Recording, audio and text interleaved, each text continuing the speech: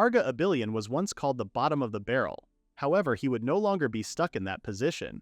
The day he realized his innate ability, he stopped being human. Arga walked into the guild and found that it had a long line again. He quietly fell in line until a tall and buff man stepped before him. Arga called him out, telling him not to cut the line. Just then the man acted surprised, reasoning that Arga was too small that he didn't even see him. Arga gritted his teeth in anger, reminding the man to get back in line. Furious, the man asked if he was giving him orders, then proudly proclaimed that he was a B-rank adventurer. He degraded Arga, shaming him for being an E-rank bottom-feeder Tamer. Helpless, Arga didn't fight back, making the man satisfied. He then cockily called Arga a weakling shrimp, telling him to know his place. Suddenly, the guildmaster appeared, placing his gigantic hand on top of the buff man's head. He tauntingly told the buff man that cutting in line wasn't acceptable, making him stutter. He was flexing his B rank, then got held like a cantaloupe. The guildmaster reminded him that not knowing his place could result in demotion. The man quickly apologized, then ran as quickly as he could. Arga promptly thanked Namira, the guildmaster. Namira then instructed Arga to report similar incidents to the staff whenever they happened again. Arga sighed, saying that it was fine because he had free time anyway. Namira was surprised, but their conversation was cut short when the guild's attendant called him over. Arga stepped forward and told the attendant that he was there to report leaving Kanado's party, much to Namira's shock. Arga got nervous, and he told Namira that he could probably guess the reason. As expected, Kanado banished him. This all happened 3 hours ago, and Arga was beyond confused. He couldn't believe Kanado, and he asked what he did to deserve such a punishment. One of Kanado's girls told him his ears and head were both bad, and it was because he was a tamer. They didn't need him, believing that tamers could only befriend monsters. Arga frantically asked what was wrong with being a tamer, so Kanado taught him. He then angrily yelled that tamers grow too slowly. Another one of Kanado's girls added that tamers share experience points with their monster companions. And Arga was the only one in the party who was still in E rank. Without monsters, he was just a weakling. Arga then reminded Kanado that they already discussed this when he joined, and he recalled how Kanado said it was alright. However, Kanado bluntly said that was 2 years ago. Arga agreed, and he made him understand how they had been companions throughout those 2 years. Kanado frowned at the term, as Arga was just someone who dragged down the entire party. That person shouldn't be called a companion, but a dead weight. Together, Kanado and his girls hysterically laughed at him.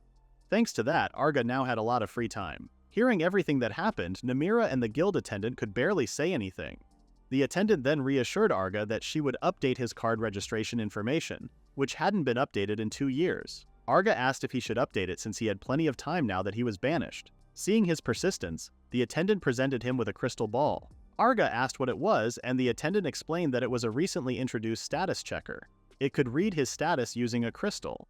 Previously, it was done through written applications, but unfortunately, many people would falsify them. Arga touched the crystal, amazed that it could tell such information. Just then, the attendant told him that the information read would be transferred to his card. With that, she peered into the crystal, searching for Arga Abilion, an 18-year-old human on rank E. Shortly after, Arga found that his occupation was a tamer and fusionist. He insisted the crystal was broken as he didn't know anything about being a fusionist. Hearing that, the attendant argued that the crystal was absolutely accurate. Meanwhile, Namira grew curious, wondering if something he was speculating was possible. Occupational skills were composed of tame, companion, art, and the mix fusion art. There was no mistake, Arga had a second occupation. Arga seemed confused, so Namira explained that normally each person could only have one. However, on rare occasions, there are those who possess 2 occupations. Before Namira could even define it, Arga suddenly intervened, excitedly saying that 2 occupations would be advantageous for job changes. Namira was unimpressed, reminding Arga that it was not that level of discussion. The occurrence of a second job was statistically 1 in 1,000 years. Arga was shocked as he claimed that he was a prodigy. He then questioned if this was a complete role reversal. Just then, the guild attendant asked what a fusionist was, but Namira hadn't heard of it either. Judging from the name, it was likely an occupation that could crossbreed monsters. Arga was disappointed to hear this, as this was something that any tamer could do. He admitted that he got his hopes up when Namira said this phenomenon happened once in 1,000 years. Namira and the attendant were in shock, unable to believe that anyone could do what he claimed. Arga was now confused, asking if they could also do it. Later that day, Arga headed to the forest, summoning all the nearby monsters through his status window. Not long after, different breeds of monsters appeared before him. Arga was pleased, and he informed the monsters that they would be the base for the day's fusion. He then opened the status window, evaluating each monster before him. The slime was at level 15 and had an attack power of 11. The baby wolf was at level 10 with an attack power of 2, and the baby dragon was at level 10 with an attack power of 3 and a defense of 1. Truly, everyone still had terrible stats. Arga started with Lala, the baby dragon.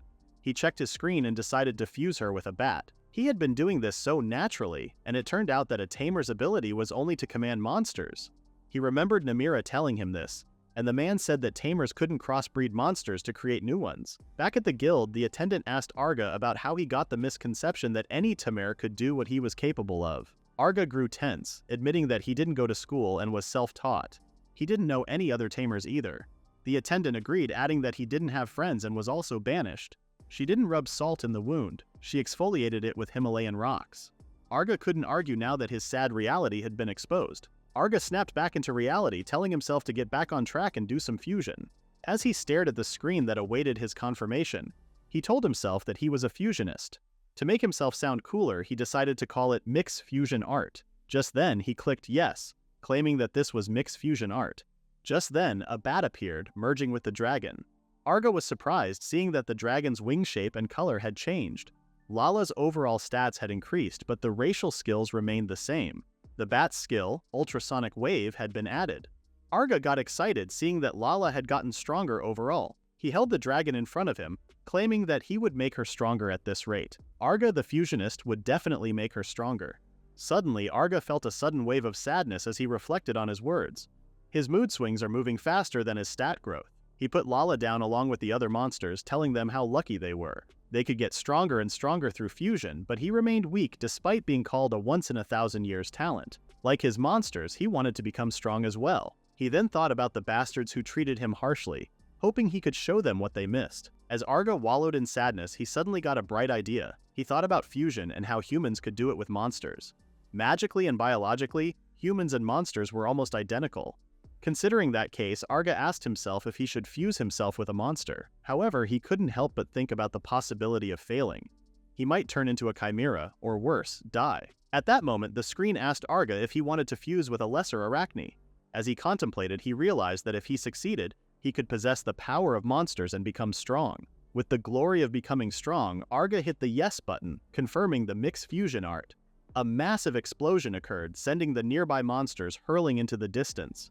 When the dust settled, Arga was relieved to know that he was still alive. He checked his entire body and found that nothing particularly abnormal changed, confirming his success. To his surprise, a status window appeared, and only monsters could have it. Just then, he discovered that his race had been changed to demon human. A win is a win, I guess. Arga grew nervous, seeing the truth flashing in front of him. Apparently, he just stopped being human. Arga quickly ran to the Adventurers Guild, grabbing a quest from the board as he dashed inside. A man was amazed by his enthusiasm, asking if there were really a lot of good quests around the area. Once Arga got to the front desk, he immediately showed the quest to the attendant, telling her he would take the job. The attendant found that it was the goblin extermination in the northern plains. However, since the job was simple, the reward was low. Seeing her hesitation, Arga insisted that it was fine because he only wanted to test his strength. Suddenly, the attendant noticed something weird. Arga got taller.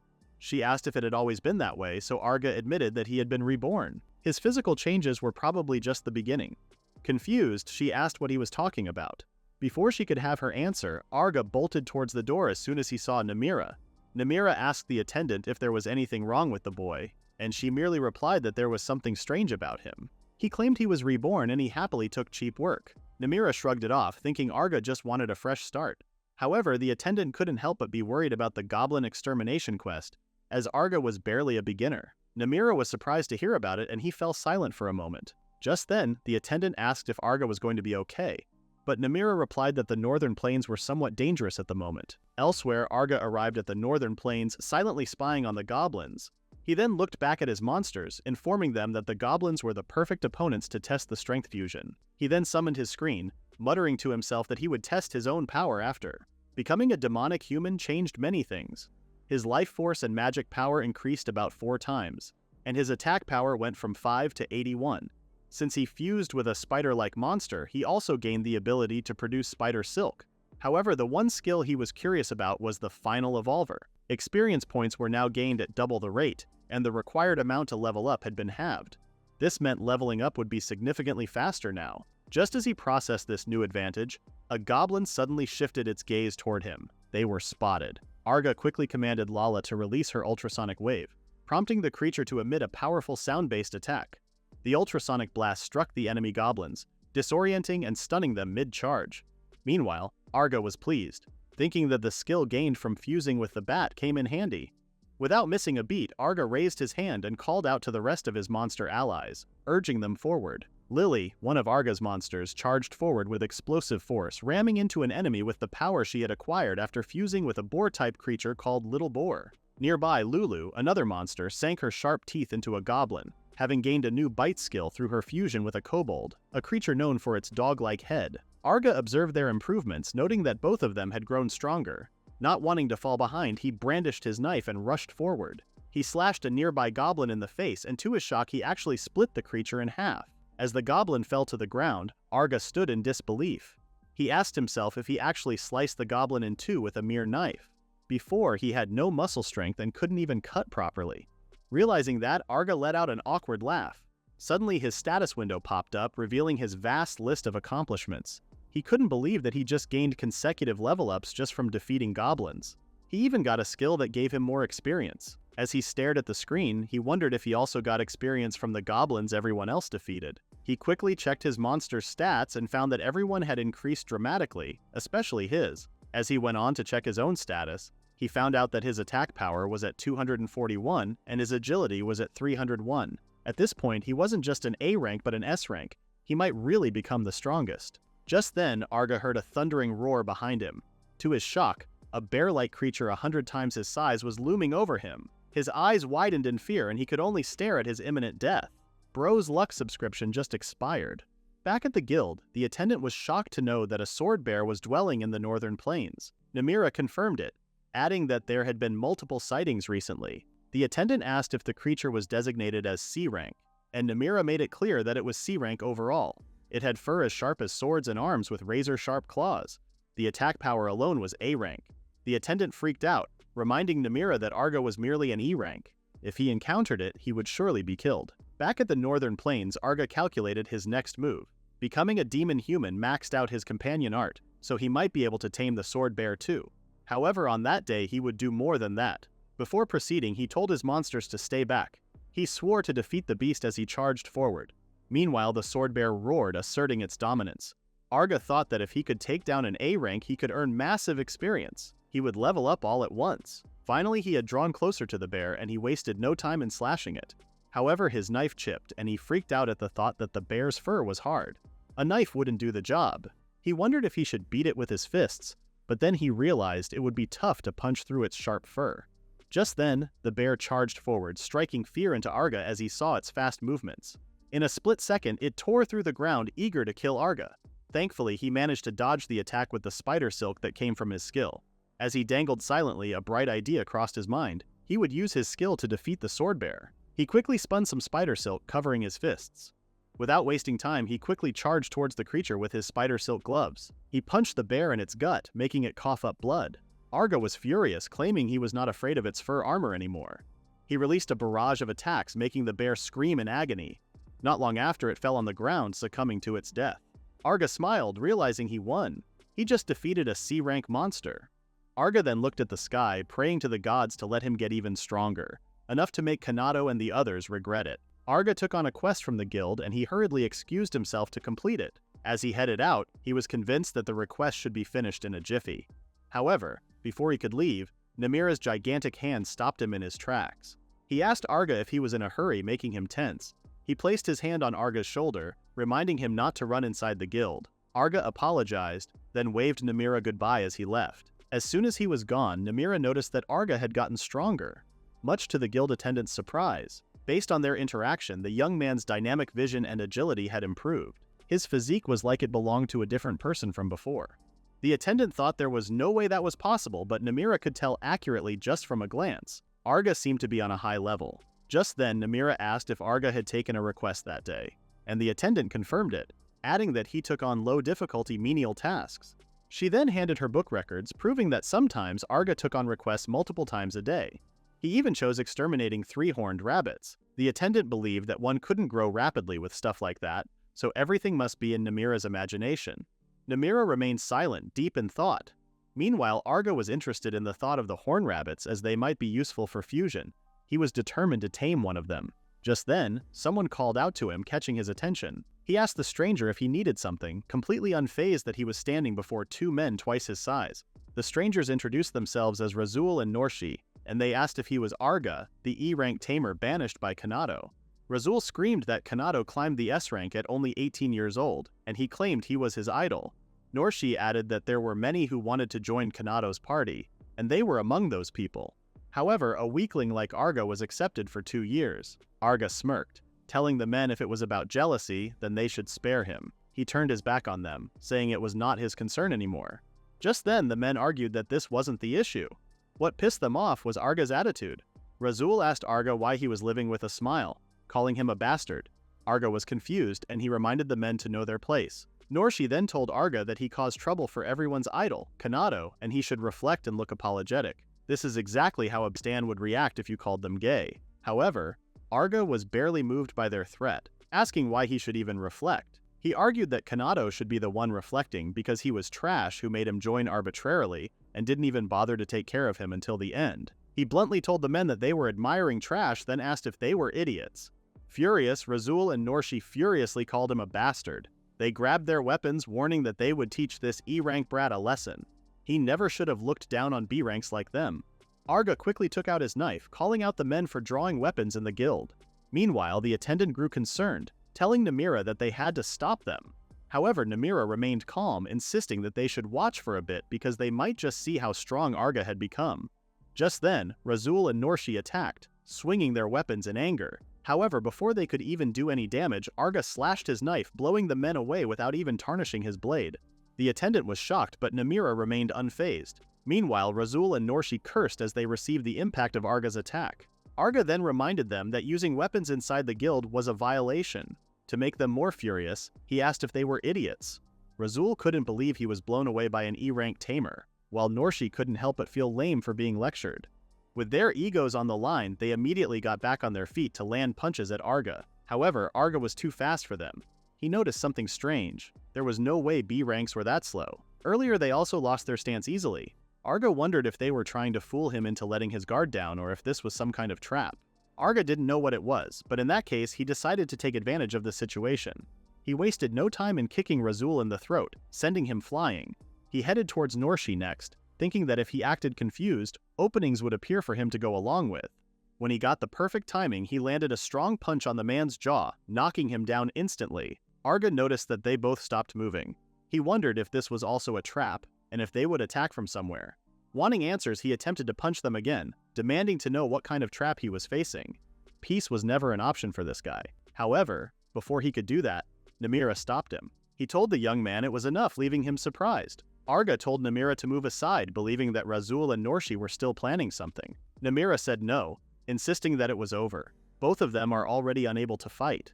Arga couldn't believe it. There was no way B ranks were that weak. Namira noticed that Arga's senses hadn't caught up to his actual level. He had become strong enough to overwhelm B ranks, and it seemed like everyone understood except him. Just then, they both overheard the bystanders preaching that the tamer overwhelmed the braggarts without even using monsters. They were amazed, knowing that Razul and Norshi were B ranks who were close to being A ranks. Another one chimed in, saying Arga's movements didn't seem like an E ranks. Arga was too stunned to speak, so Namira gently held his hands and advised him to show restraint from now on. Arga stuttered, merely saying yes. As he made his way out into the streets, he couldn't help but think about Namira's advice. He had become strong enough to need to hold back in a fight. Arga smiled while thinking about it. That's when I know we're all in danger. Meanwhile, Namira observed him from the windowsill. The attendant stood beside him, commenting that Arga had really become incredibly strong. She wondered why it was so sudden, but Namira didn't have answers. Just then, she speculated that the second job was related to Arga's newfound strength. Namira wasn't quite sure, and he still had to investigate the young man. Just then, a woman approached them, welcoming herself to the conversation. She heard about the second job and asked if they were talking about the person from earlier.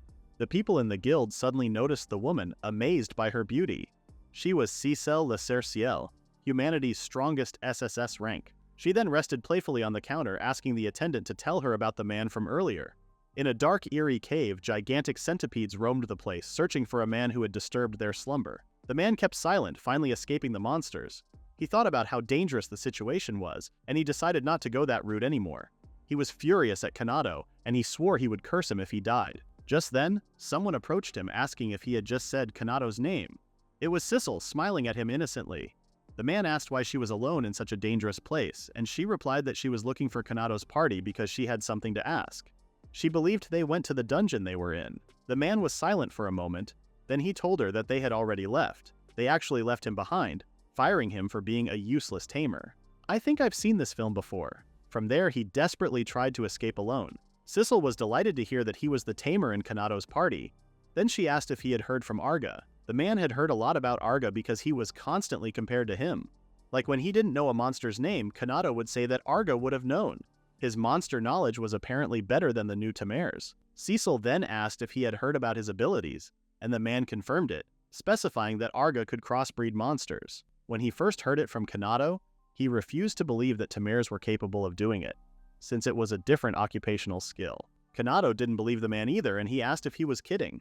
Hearing that, Kanado and his girls laughed at the man, as they seemed to have hired an incompetent tamer who was inferior to Arga. Kanado's party thought Arga was normal because they had seen it many times. Just then, Sissel's eyes widened in curiosity, asking him to tell her more about that in detail. Elsewhere, Arga stood in a field staring at Lala. He took out his screen thinking that it suddenly glowed when it leveled up. Lala had evolved and had now become a little chimera dragon.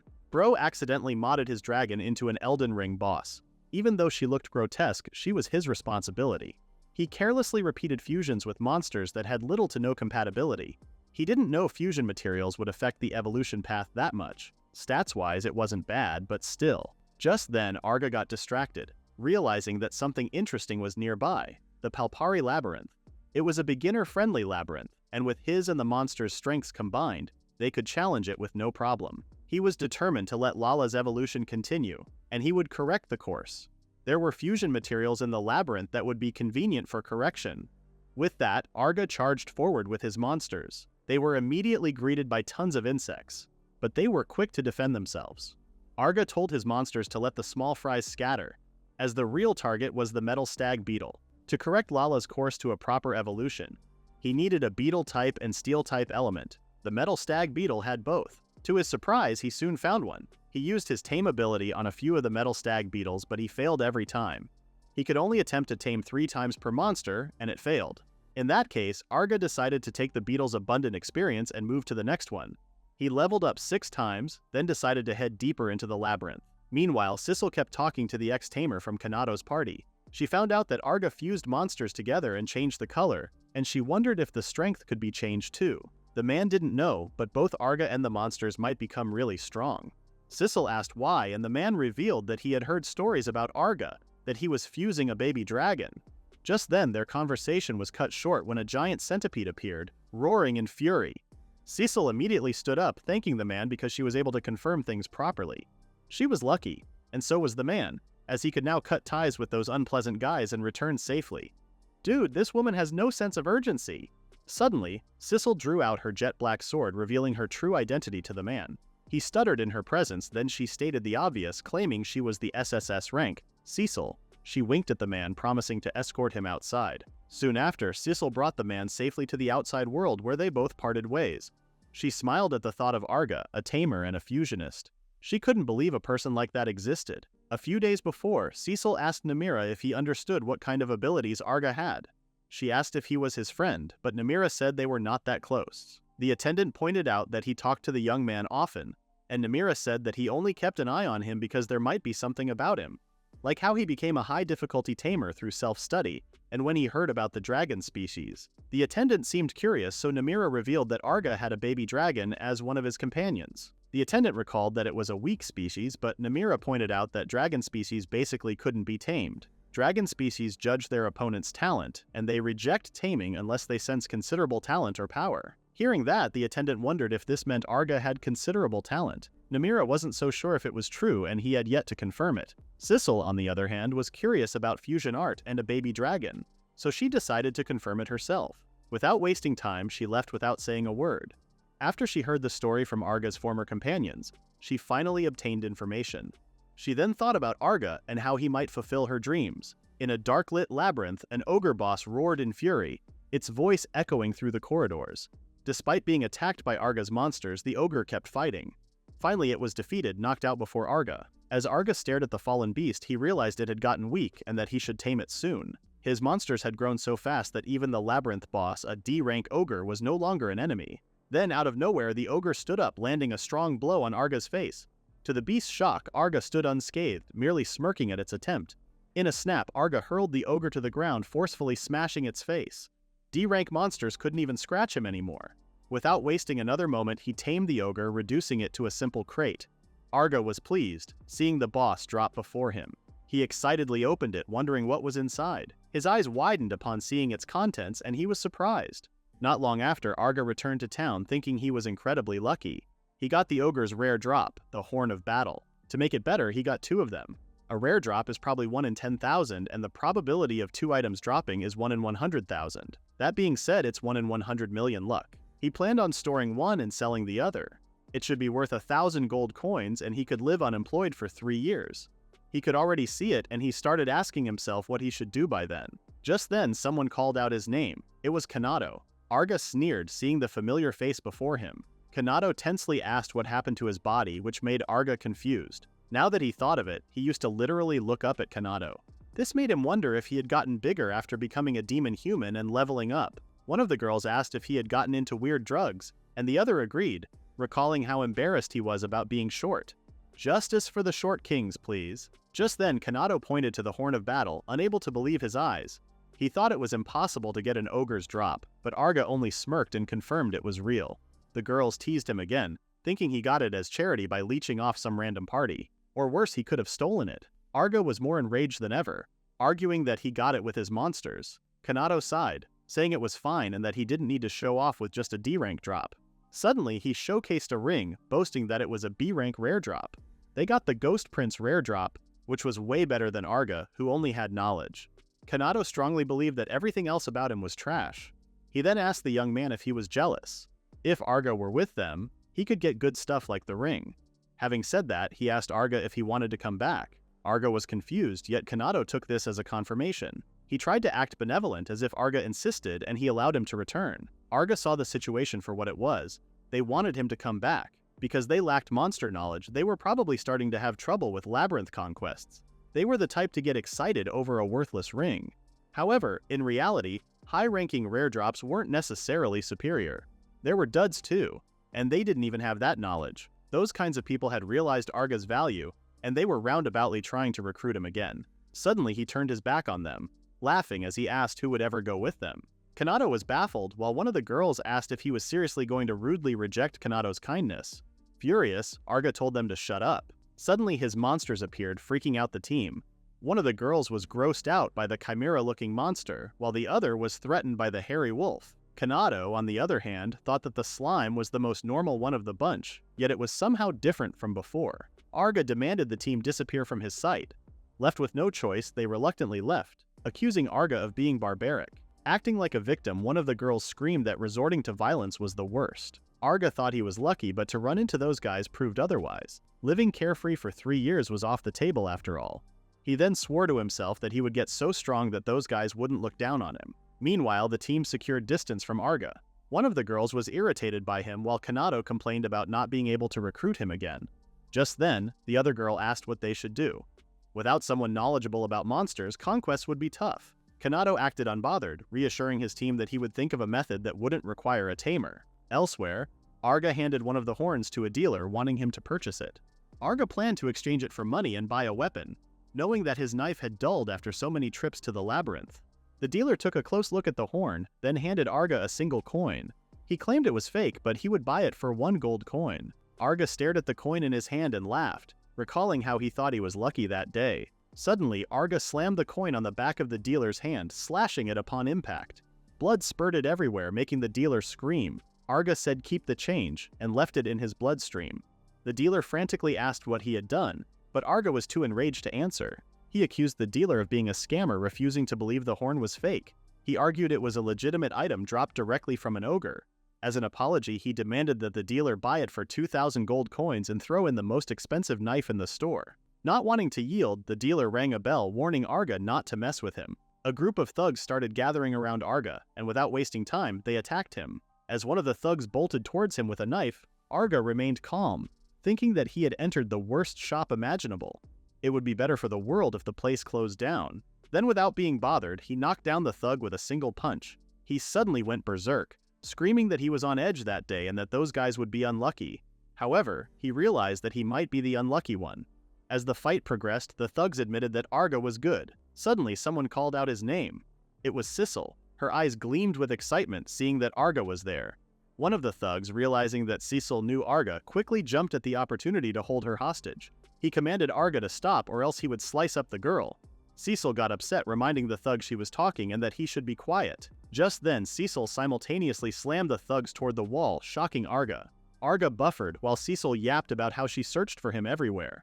Arga tried to recall what had just happened as he wasn't able to see it. Suddenly, the dealer chimed in, claiming the girl was Sissel. Arga's eyes widened in shock, knowing that Sissel was the strongest human. Just then, Sissel spoke to Arga. She knew it was sudden, yet she wanted him to listen to her request, to form a party with her. Arga just got a party invitation from humanity's strongest, a thought that made him nervous. He was stuck at the moment, wondering if he was lucky or unlucky. Arga stuttered, asking if she truly wanted to form a party with him. Sissel confirmed it and even said, "Please." At that moment, Arga thought about how Sissel was said to have single-handedly destroyed evil dragons, demon lords, and evil gods. She was truly a living legend, so why would humanity's strongest want to team up with him? Just then, he asked Sissel if she had any proof to show him she was real. Sissel was confused. Then she reminded him of how strong she was earlier. Arga admitted she was certainly strong, but it wasn't enough.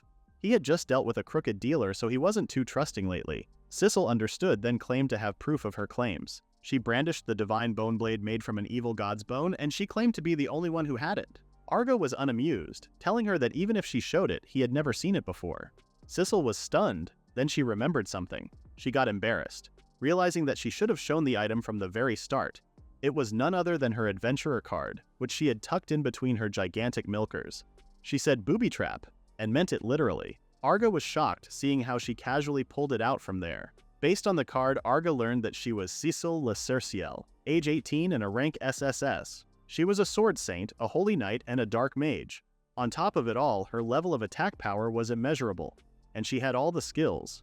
Arga seemed to choke on what he read, thinking it was insane. She had 3 occupations, which were basically like having a third job. He quickly handed back her adventurer card, saying that it was settled. She was definitely the real deal, which somehow reassured Sissel. Just then, Arga asked why humanity's strongest wanted to team up with an E-rank like him. Sissel paused, then said that she had always been the strongest. Since she was little, no one could match her in combat. Arga admired it, but Sissel argued it was actually a tragedy. Having been on top from the beginning, she had lived a boring life with no goals or thrills, and so she yearned for it, defeat. Seeking that, she traveled the world. It didn't matter if they were evil dragons, demon lords, or malicious gods. They were all weaker than her, and she despaired. As Arga listened, he realized this woman had an incredibly peculiar problem.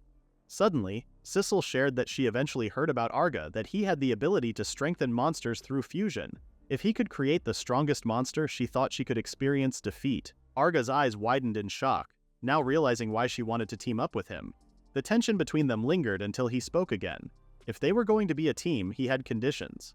Sissel asked what they were, reassuring him that she would listen to anything. Arga's eyes narrowed, then he revealed what he wanted, which was for her to fight him. 1 week later, the arena was packed with spectators. A man wondered if Sissel was going to have a duel, but another corrected him, saying it was an entrance exam for her party. Either way, a lot of people gathered to see this reckless person. Just then, Arga emerged from the shadows, amazed to see such a crowd. Those guys from the shop must have spread the word, which somehow made things convenient for him. Sissel then approached him, saying he was amazing.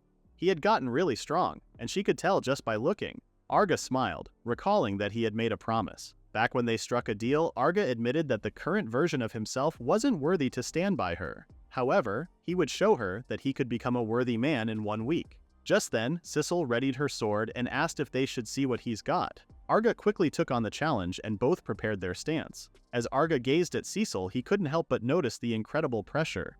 He felt like he couldn't win against her, but he couldn't back down now. Meanwhile, one of the spectators asked if the man in the arena was Arga, though he looked a bit different. The man's companion asked if he was referring to the Arga who was known as Kanado's lackey. This was Arga's reputation in the world. He knew that if he teamed up with Sissel, he would have the same fate, branded as her lackey. He won't run away. He would face it and show everyone. He He suddenly dashed towards Sissel at an incredible speed, screaming that he had changed. The crowd's mouths gaped wide open, seeing how fast he was. Meanwhile, Arga's knife clashed with Sissel's sword, yet she remained unmoved, sending Arga back from the impact. In 1 week, Arga practiced fusion and had over 100 level-ups. He raised his stats and acquired considerable skills, yet Sissel was like a giant wall. He couldn't see any way to win at all. Suddenly, Sissel called him amazing, having kept up with her that much. He was now as strong as she was when she was 2 years old. Arga twitched at the thought, grasping the situation at hand. Meanwhile, the crowd saw that Arga was fighting evenly against Sissel, who was known to defeat even evil gods in a fraction of a second. Suddenly, Arga leapt in the air, avoiding Sissel's sword.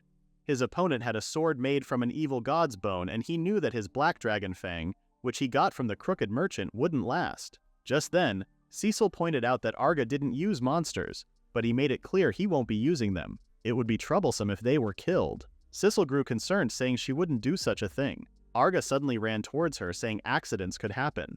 He flashed a determined look, then unleashed his monsters for a surprise attack. Sissel screamed that he was cheating, as he just said he wouldn't use them. Arga said no monsters, then pulled out a whole Jurassic Park. The monsters were decoys. If he attacked from behind, even humanity's strongest should take some damage. However, as his dagger drew closer to Sissel, she suddenly said the idea was good. Arga's eyes widened in surprise, and before he knew it, all 3 monsters were blown away at once. He wondered how it happened, but on the bright side, they didn't seem dead. He mentally apologized to his monsters, but thanks to their sacrifice, he could close the distance enough. He slashed his dagger, but all he hit was air. To his shock, Sissel's sword was now against his neck. Only then did he realize that he had fallen for her afterimage tricks. She then told him that if he moved fast enough, afterimages would happen naturally. Arga yielded. Then he asked how she handled the 3 monsters. Sissel revealed that she merely flicked them, like how she did with the thugs the other day. Arga couldn't believe it. She made such damage from a single finger flick. Just then, he laughed defeatedly, announcing his surrender. To his confusion, the crowd suddenly erupted in cheers. They called him amazing and said it was a good match. They now had respect for Tamers. Sissel then asked him if he was satisfied and if he would become her companion. Arga said yes, knowing he wouldn't be mocked anymore. 2 days later, they ventured through an A-rank labyrinth known as the Kakip Labyrinth. Sissel asked if Arga wanted to see her fight, and he confirmed it. He knew she was strong, but he still wanted to see her fight monsters in actual combat. Sissel said it would be fine, then suddenly disappeared within a nanosecond. Without realizing it, a monster now lay dead before them. Sissel asked how it was, but Arga requested her to do it one more time. He was watching even then, but Sissel was way too fast.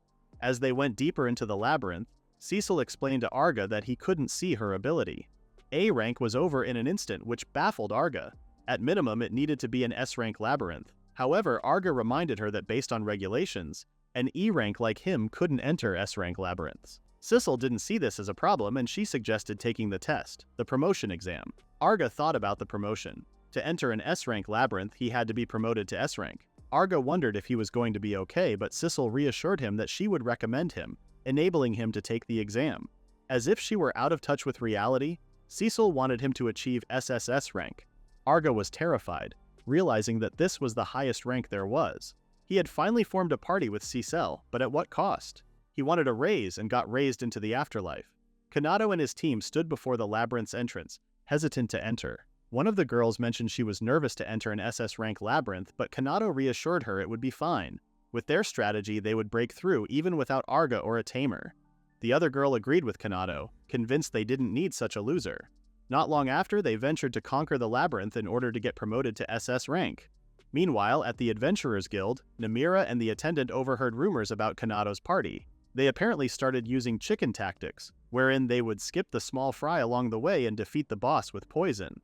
One bystander asked why they would use such a flawed strategy, and another guessed that it was because they were the type to run through Tamers immediately. They didn't understand the importance of knowledge. Anyone with decent ability should realize the value of the information that Tamers possess. Namira and the attendant overheard everything, but they kept quiet and headed to a secret door. The attendant was surprised to see a winding staircase below, but she maintained her composure and accompanied Namira. At the ground floor, they found a large hall where Namira greeted his guest. It was Arga, and he brought Sissel with him. Namira smiled, noting that Arga had grown remarkably. He now understood why he was challenging an SSS rank. Arga awkwardly scratched his head, making it clear that Sissel told him to. Just then, Namira pointed out that they formed a party. However, before they could continue their conversation, someone called out to Namira, telling him to cut the pointless small talk and get started. It was a buff, gigantic man staring at Arga with a threatening aura. Arga, on the other hand, was unamused that he called their conversation pointless. Just then, Namira introduced Arga to the man, whose name was Raja, an SAS rank adventurer. He was also the examiner for the promotion test. Suddenly, Arga's eyes widened, asking if he had met Raja somewhere before. Raja answered that he probably met his brother, Razul. Finally, Arga had recalled Razul, the guy who had picked a fight with him at the guild before. The thought amused him, but Raja was rather upset as Arga beat up his big brother. Tears welled in his eyes, claiming that his big brother had been depressed and a shut-in ever since. Big bro had the rank, but not the emotional stability. Arga raised an eyebrow, pointing out that Razul was the one who picked a fight. He said sorry, but he believed that man got what he deserved. Raja seemed to pop a vein in frustration, and he swore to kill Arga. The attendant grew concerned, and she told Arga that he worsened the atmosphere. Namira laughed awkwardly, saying that it was bad from the start. Just then, he told Raja and Arga to face each other while he explained the rules. However, Namira didn't even get to finish explaining, as Raja had already swung his weapon at Arga. He claimed that the first strike would win, and he would kill him. Everyone was stunned, even Arga. Luckily, he narrowly dodged the attack, falling on the floor beneath them. Raja took the chance to swing again, missing Arga by a few inches. He asked Arga what was wrong, and he urged him to fight back. Worried, the attendant turned to Cecil, suggesting that they should help Arga because Raja had cheated from the start. However, Cecil only told her it would be fine and that it would be over soon. She said, "It'll be over soon," like she's reading the eulogy ahead of time. It looked like Raja would be beaten. Meanwhile, Raja screamed as he swung his weapon, telling Arga to die. However, the look of fear suddenly flashed on his face as if he sensed his inevitable end. Before he could realize it, he was sent flying, crashing into the wall behind him. Arga had punched him, and it only took a single blow. Blood spurted uncontrollably from his mouth, signaling his defeat. The attendant couldn't comprehend Arga's win, knowing he should have been at a disadvantage from the surprise attack. Arga's gaze softened, explaining to her that he had expected him to fight dirty, so he was on guard. Suddenly, Namira recalled that he seemed shocked by the surprise attack. Arga looked exhausted as he explained that it was because Raja's movements were so slow, and he couldn't believe it. At the moment, he wondered if Raja was deliberately slowing himself to make him put his guard down. Then he remembered that he had thought the same thing about Razul. Bro was so slow, Arga had time to question the plot. Just in case, Arga pretended to lose his balance to see what Raja could do. It seemed like being slow wasn't on purpose after all. Suddenly, the attendant asked why he was running around after, and Arga explained he was aiming for the perfect timing. He was trying to defeat him without dealing a fatal blow. The attendant couldn't believe it, seeing how Arga showed such consideration. Arga explained that Namira told him to, remembering the time when the man advised him to show restraint. True enough, he showed restraint, proving to Namira that he had truly grown. Without question, Namira told him he had passed. He now recognized Arga Abilian as an SSS rank adventurer. Arga received his new adventurer card later that day, and he couldn't even believe he became an SSS rank that easily. Cecil smiled, recalling how she told him it would be fine. She then asked what they should do now since he could enter every labyrinth. Arga was troubled. Now that he could go anywhere, choosing had become harder. Hearing that, Cecil suggested having a promotion party first and thinking about their dilemma later. However, before they could proceed with their plans, Kanato and one of his teammates called out his name. They kneeled before him, desperately asking for his help. Several hours ago, Kanato and his team hurriedly tried to leave the labyrinth. As they headed up the stairs, a giant tree trunk suddenly smashed through the entrance, preventing them from leaving. Kanato knew the situation was no good. It was as far as they could go. One of the girls told him not to give up, reminding him he was about to become an SS rank. However, Kanato thought the final boss was too strong. As they looked down the stairs, an ominous figure smiled back at them, its teeth glowing in the dark. One of the girls suggested retreating with a stone, but Kanato argued there was no opening to use the return stone. In a moment of desperation, one of the girls pushed the other one down the stairs. Kanato screamed as Raton, the girl, landed roughly below. He called out Sans, the other girl, asking her what she was doing, but she reasoned it was their chance to use the return stone. She believed Raton would be fine, as she could manage with evasion and defense magic. They could just come back to help her. Sans really went from party member to Final Destination director. Kanato agreed with the plan, and he quickly activated the return stone. Before leaving, he apologized for Raton and promised to return right away. Raton reached out to them in desperation, but they had already left her. She gritted her teeth in anger, overwhelmed by the betrayal. Arga was uninterested in their story, simply reducing the event to them abandoning Raton and running away. Kanato argued, saying they were going back to help, which wasn't the same as abandoning her. Arga said it was so like him using such selfish excuses. Suddenly, Kanato screamed Arga's name, telling him to help save her. With a Tamer's knowledge, he should know how to defeat the thing that attacked them. However, Arga shot him with a question, asking if he was now relying on him after banishing him. He asked again if Kanado was going to say it wasn't banishment if he recruited him again. Kanado stuttered, saying he was reflecting on the banishment. Arga mocked his so-called reflection, then said he would help them out. Kanado and Sans were hopeful, but their joy was short-lived when Arga retracted his statement. It was what he thought, but an E rank like him couldn't enter SS rank labyrinths. He simply said it was too bad, making Kanado curse under his breath. As they left, Sans complained about their wasted effort in bowing their heads. Kanado was just as angry, calling Arga a damn Tamer. Just then, Arga spoke, casually showcasing his card and saying he just got promoted. Bro said, "I'm weak," then casually dropped the Divine Uno reverse card. Kanado's eyes widened, seeing it was an SSS rank card. He asked if Arga was serious or if it was forged. However, Arga maintained his playful grin, saying he could enter SS rank labyrinths. Just then, he remembered Kanado's sorry excuse for a reflection, and the man apologized promptly. Cecil asked Arga if he was truly companions with this trash, and he embarrassingly replied he was surprised himself. Finally, Arga vowed to save Ratone. However, he didn't need Kanado and Sans, as they would only get in the way. He would hand Ratone over at the guild, and Cecil would accompany him to conquer the labyrinth. Upon hearing the name, Kanado and Sans were baffled to know that he was working with the world's strongest. Kanado asked why someone like that would be with Arga, while Sans said it was impossible. However, they chose not to argue, knowing it would work out in their favor. Later that day, Arga and Cecil arrived at the Isolt labyrinth. Before entering, Arga asked Cecil to give him time to fuse his monsters. Suddenly, Cecil asked why he was doing this. Kanado and the others were selfish scum with no sense of remorse, and Arga didn't need to help them.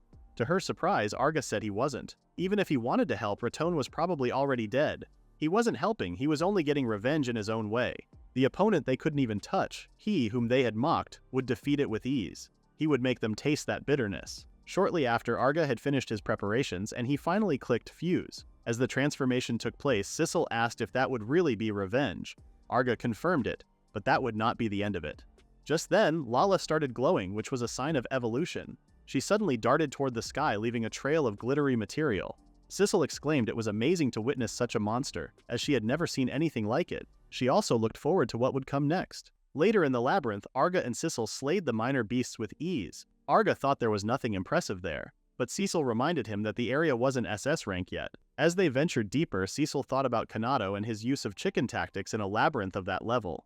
That only meant that he and his group were too weak. Arga agreed, noting that using a flawed strategy like chicken tactics was already stupid. Just then, a bull-like beast charged toward him, but he merely finished it in one punch without even looking. He kept talking, pointing out that skipping the path and using poison on the boss wasn't going to work, especially with bosses that had status ailment immunity skills. However, something bothered Cecil. The labyrinth's boss was a vampire, and there was something off about Kanado's story. Arga was concerned about it too, especially since they were able to retreat. Cecil shared that vampires were proud, and they hated it when their prey escaped. They should have interfered with the return stones using magic. Even if they offered a sacrifice, it wouldn't just pass up 2 more blood bags, but if it did let them go, it might be a mutant. Suddenly, the two found themselves facing a giant door. "There," Cecil continued, saying that if it were a vampire mutant, vampire princess, or vampire noble, they would be overwhelmingly stronger and nobler than SS rank vampires. Their rank would be SSS. Arga was curious, hearing that it was an SS rank labyrinth boss that was actually SSS rank. Cecil confirmed that it could happen sometimes. Suddenly, Arga asked if they were nobler. Wouldn't they be even less likely to let their prey go? Suddenly, a giant sword darted from inside the door, heading toward Arga at immense speed.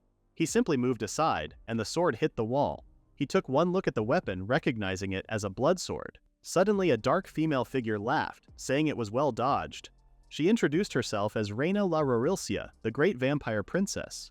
She then told Arga to be proud that he avoided her attack. Meanwhile, Arga expected the vampire princess to be a mutant, an SSS rank to be exact. He then turned to Cecil, and she told him to leave it to her. Just then, Arga readied his stance, summoning his monsters to act at his will. Reina was curious to meet a Tamer, but she warned that commanding lowly monsters wouldn't reach her. Reina smirked at Arga, seemingly unfazed by his monsters.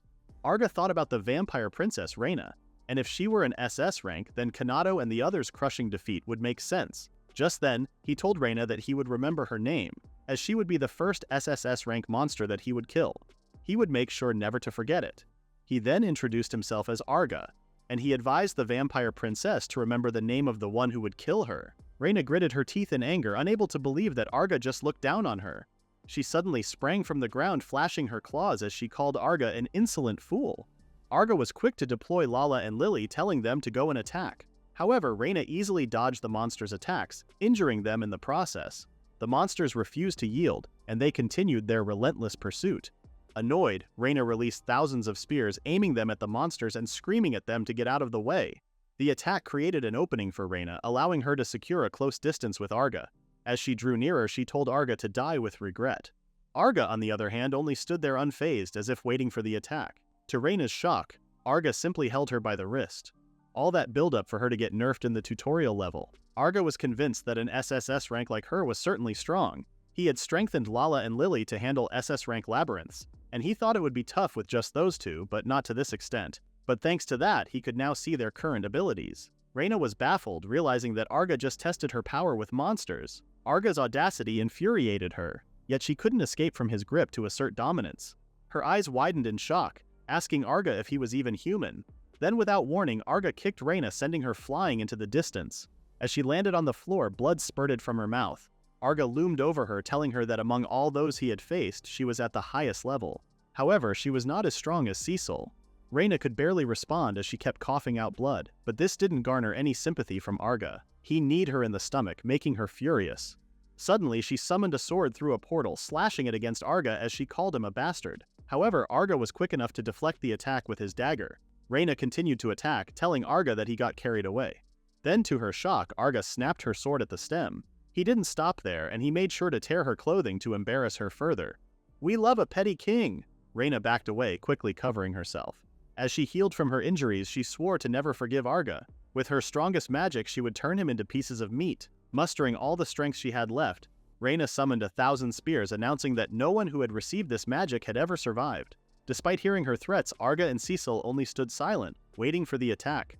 Reyna smiled maliciously, screaming at Arga to die. As the spears came raining down on Arga, he simply turned to Lala, telling her to perform the dragon breath. Reyna froze, anticipating what would happen next. Suddenly, Lala released the dragon breath attack, creating a flame so massive that it disintegrated the spears within seconds. Arga observed the aftermath of his move while Reyna kneeled on the floor, unable to believe what had just happened.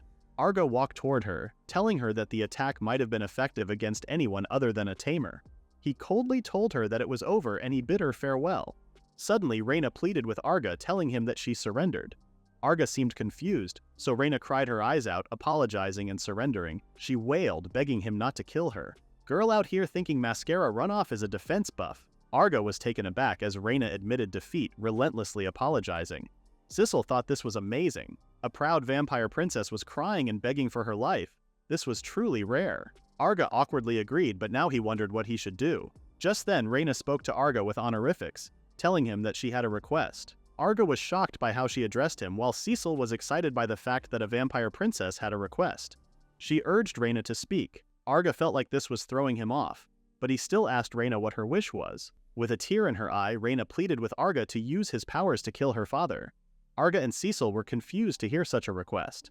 Confused, Arga asked Reyna if she truly wanted him to kill her father. He was cautious, as it was rare for a proud vampire princess to request patricide. Surely there would be circumstances. Because of that, he told Reyna to tell her story. Before sharing, Reyna thanked him for hearing her out. Then she went on to say that everything started about a month ago. 3 clergy members appeared in the room they were in, where Reyna and her father lived. They both thought about scattering the clergy members as usual, but they didn't expect them to be very strong. They injected some drug into the neck of Reyna's father, then they disappeared. Since then, her father had been losing his reason day by day, and eventually degenerated into a beast. Reyna couldn't bear to see him like that, and she wanted to see him free. She cried as she realized that the only way was to kill him. Her power wasn't enough to match her father's, and she was waiting for someone who could defeat him. Just then, Cecil turned to Arga, asking him what he planned on doing. Arga thought for a while, then he agreed to Reyna's request, much to her joy. She thanked Arga, calling him merciful. Cecil thought that if Arga didn't do it, then they wouldn't have conquered the labyrinth. Though Arga agreed with her, he was also curious about what kind of drug the clergy used. Cecil explained that the clergy always prioritized holy magic and hated medicine. It was questionable if they really were the clergy. Just then, Arga told Reyna that he would take on her request, but he had a condition. Before he could even say what it was, Reyna told him she was prepared. However, she suddenly blushed, reminding Arga to be gentle as it was her first time. Sis heard condition and immediately unlocked the OnlyFans side quest. Arga was stunned, wondering what she was even preparing for. Sissel was amused, telling the obvious fact that Reyna considered her body as the price. She called him a pervert, but Arga argued he never said anything like that. He then clarified that he was talking about making Reyna his companion. Reyna was shocked, assuming that being his companion equated to marriage. Arga freaked out, asking why her mind immediately went there. He then explained to her that he wanted to take her under his control, and if she did anything strange, he would store her in the shadows. He wanted to take precautions because he didn't completely trust her.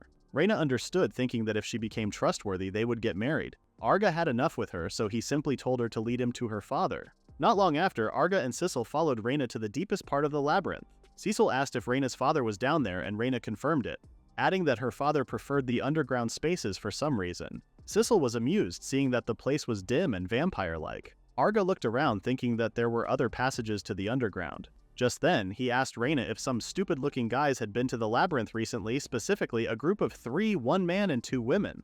When Reyna said no, Arga recalled that Kanado and the others used chicken tactics through back routes and ended up there. What they encountered was probably Reyna's father. Arga then noticed a human skull nearby, guessing that Raton, who was left behind, might be in that state now. Just then, they reached a part of the labyrinth that reeked with an unpleasant smell. Arga wondered what it was, while Sissel already had a good guess. Suddenly, Reyna coldly informed them that her father was before them.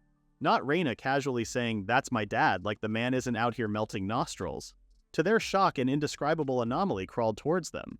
Reyna's father had abnormal proportions and he looked like a monster. He crushed a nearby insect, swallowing it like a mindless creature. Sissel watched with pity, remarking that it was unsightly. Just then, Arga summoned Lulu to come out. Although the monster was not high level, it had detoxification skills, which they could try as a last resort. Suddenly, Lulu glowed, making Arga wonder why it was showing signs of evolution at a time like that. A loud explosion occurred, and Lulu revealed his new appearance. He had become a black slime. Arga checked Lulu's stats and shared that it had increased significantly. The species was Shoggoth, and he had never heard of it, making him wonder just what kind of monster it was. Cecil replied that it was an evil god type, and she shared that she had defeated one before. There was a Shoggoth among the evil god subordinates. Evil god-type monsters should have mental contamination abilities, one that could drive people insane. Hearing that, Arga guessed that this could be madness confusion. The drug injected into Reyna's father was also an evil god-type, which Cecil recognized from the smell. Cecil speculated that the drifting evil god smell and presence might have prompted Lulu's evolution. She didn't know if it influenced the evolution itself, though. Hearing the term evil god, Arga was convinced that they really weren't proper clergy. This made Reyna wonder why they would even do such a thing to her father. Just then, her eyes widened in horror, seeing that her father was running towards them with incredible speed. They had been spotted. Before proceeding with their plan, Arga asked Reyna if it was really okay to kill her father, and she said yes. With that, Arga ran towards Reyna's father, planning to sever his head. Even vampire nobles with high regeneration would die from that. However, as Reyna's father drew nearer, Arga was met with a punch. The impact sent him flying, and he was almost crushed by another attack. Vampire noble? Nah, that's Vampire Mayweather. Reyna called out to Arga in concern, while Sissel wondered what had just happened. Arga's reaction was delayed for a moment. Reyna's father attacked again, but Arga narrowly dodged it. Cecil advised Arga to create an opening and keep a distance, which he quickly considered. He then grabbed a rock, hurling it at the monster's eye. Reyna's father missed his attack, saving Arga. Arga noticed that blinding the enemy didn't faze him, and he just needed a little time. Just then, he spotted Lulu, reminding him of the ability he just acquired. He called out to Lulu, telling him to perform Madness Confusion. Lulu quickly fulfilled Arga's command, radiating his magic towards Reyna's father. Reyna and Sissel were on edge, while Arga observed with caution. Just then, Reyna's father screamed in pain, then he crashed to the ground. Arga was relieved, seeing that it worked. Cecil approached him, asking what had happened and if he was spacing out. Arga explained that he found someone unpleasant and lost concentration, which confused Cecil. Arga continued, saying that they were always unpleasant, but even in that state, they were still dragging him down. Suddenly, Arga spotted a figure of a petrified girl lying nearby. Sissel had a firm guess, and Arga confirmed that it was Raton, abandoned by Kanado. Not Raton cosplaying as a lawn ornament. He was confused by her appearance, as vampires weren't known to have petrification abilities. He guessed that maybe the evil god's influence awakened her abilities. Suddenly, Arga was reminded that the job wasn't done, so he turned to Reyna, reassuring her that he would end it quickly. Just then, he was surprised to see Reyna crying, staring at her father as he squirmed. Arga pitied her, and so he commanded Lulu to cancel Madness Confusion. Sensing the shock in Reyna's face, Arga explained that even though the monster had lost his sanity, he was still his companion's father. He then readied his dagger, saying that in the man's final moments, he should fight with dignity. In this moment, the battle reached a boiling point. Arga stood firm as he faced the monstrous figure charging toward him, and he reminded himself not to go down like before. Just then, Reyna's father swung his arm, but Arga was quick enough to slash his fingers off. Another punch followed, but Arga sliced off that very hand.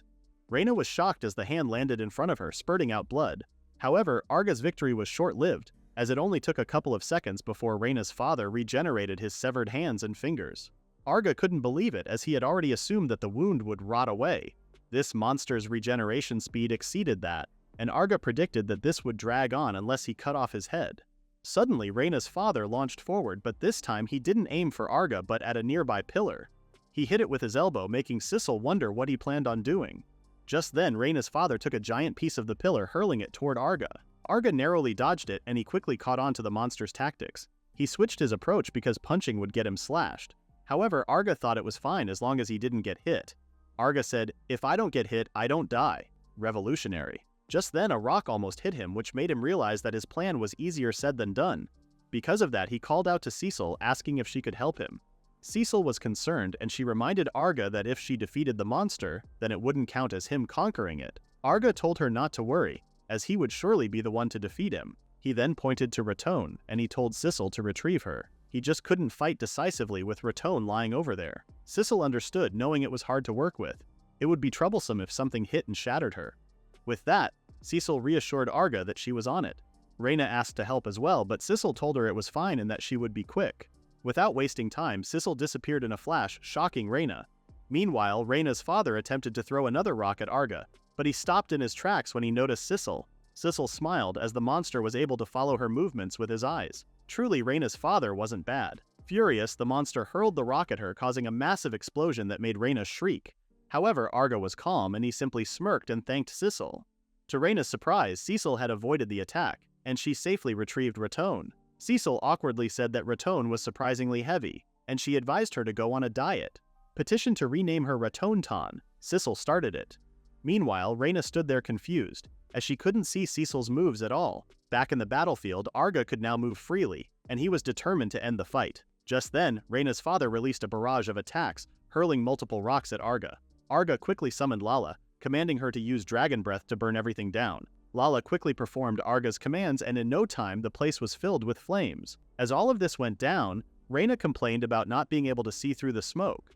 Meanwhile, her father rummaged through the smoke, hoping to capture Arga. Just then, he got his hands on something, revealing it to be Lulu. Suddenly, Arga emerged from the smoke, his dagger in hand as he planned to make use of his decoy. The monster looked at him dead in the eye, and Arga bid him farewell. Not one to give up, the monster swung his fist, eager to end Arga as well. Arga's eyes narrowed as he focused his aim. Meanwhile, Cecil watched calmly, while Reyna was anxious at the possible outcome. Just then, Arga swiftly passed by Reyna's father, successfully severing his head. As he landed on the ground, the monster's body crashed, spurting blood everywhere. Reyna fell silent, then she bid her father farewell. Noticing his grieving companion, Arga approached her and asked if she was okay. With tears in her eyes, Reyna said that it was very painful, but she was okay. Having her crazed father continue living like that would be more painful. She then thanked Arga, but he told her not to mention it. Suddenly a boss drop appeared and Arga went to check it out. As he opened it, he wondered what could be inside. Just then, Cecil's eyes widened, noticing the severed head close to Arga. The monster's eyes glowed, so Cecil quickly warned Arga that the head was still there. Suddenly, the severed head bubbled up, prompting Cecil to grab Ratone and Reyna to safety. As she jumped away, she screamed for Arga to get away. However, Arga only stood there confused, seemingly caught within the massive explosion caused by the severed head. Meanwhile, Reyna worriedly called out to him, afraid that he wasn't able to escape. As the explosion continued, Reyna and Cecil waited for Arga. Cecil remarked that it was quite the explosion. The power of Reyna's father was released all at once. She thought the evil god's power was quite amplified, and he had leveled up enough to follow her movements with his eyes. This made Reyna worried, and she wondered why Arga didn't run away. Cecil said this was only her speculation, but it seemed like mental contamination was an evil god-type ability. Maybe Arga was hit with a mental attack by Reyna's father at that moment, and his movement was sealed or something. Reyna thought there was no way, then she started to sulk. Suddenly, Cecil asked if she was wrong and she addressed this to Arga. Reina was surprised, seeing that Arga had survived the explosion after all. Man's respond button got calluses.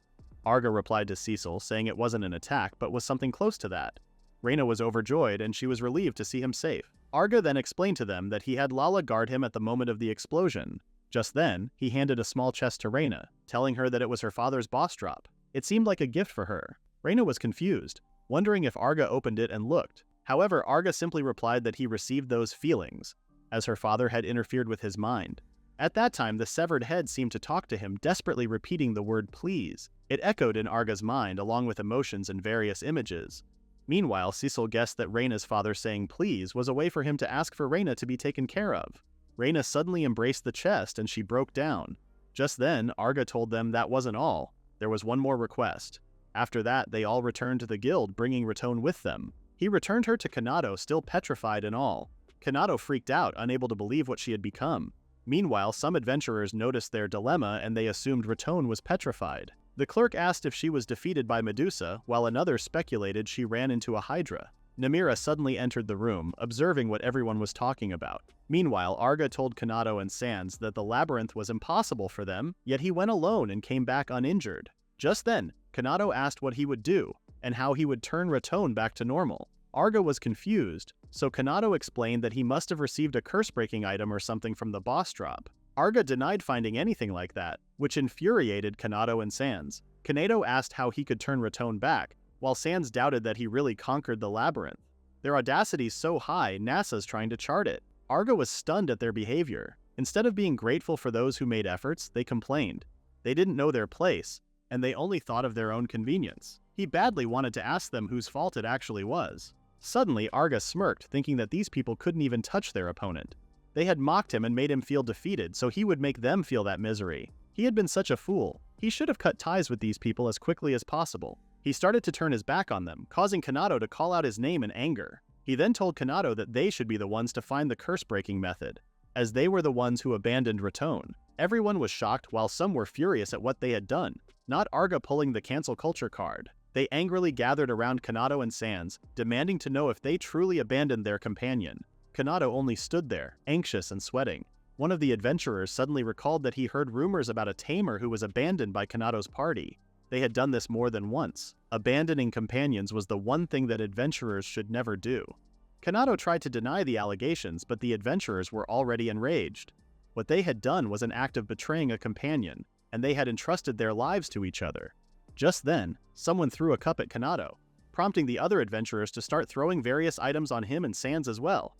They were relentless, and they called them scums and a disgrace. Sans and Kanado received the backlash, though they pleaded for them to stop because they were getting hurt. Someone suddenly kicked Kanado on the back, telling him not to come near them. As he was getting trampled on, he cursed Arga. That man had foreseen that this would happen, which was why he arranged the handover at the guild. Just then, someone appeared before Kanado. It was Namira. Kanado pleaded with the guildmaster to help him and Sans, arguing that these people didn't even know the circumstances. However, Namira bluntly said that it seemed to be true that he and Sans had abandoned Raton. Kanado and Sans were shocked at this statement, yet Namira continued. Only Raton was petrified, while Kanado and Sans were unharmed. If it was abandonment, that would make sense. Kanado argued that there were circumstances, but Namira only said that whatever it was, he committed the conduct of an unbecoming adventurer. Hearing that, the angry adventurers agreed with Namira. Namira then told Kanado and Sans that he needed them to reflect and be punished. Meanwhile, Arga, who was about to leave, smiled as he realized that justice prevailed. Then, to Kanado and Sans's horror, Namira demoted them to E rank. Kanado stuttered, saying that it took 5 years to climb to S rank. However, the adventurers had no empathy left for them, and they believed that it served them right. E rank? That's not a demotion, that's a reset button.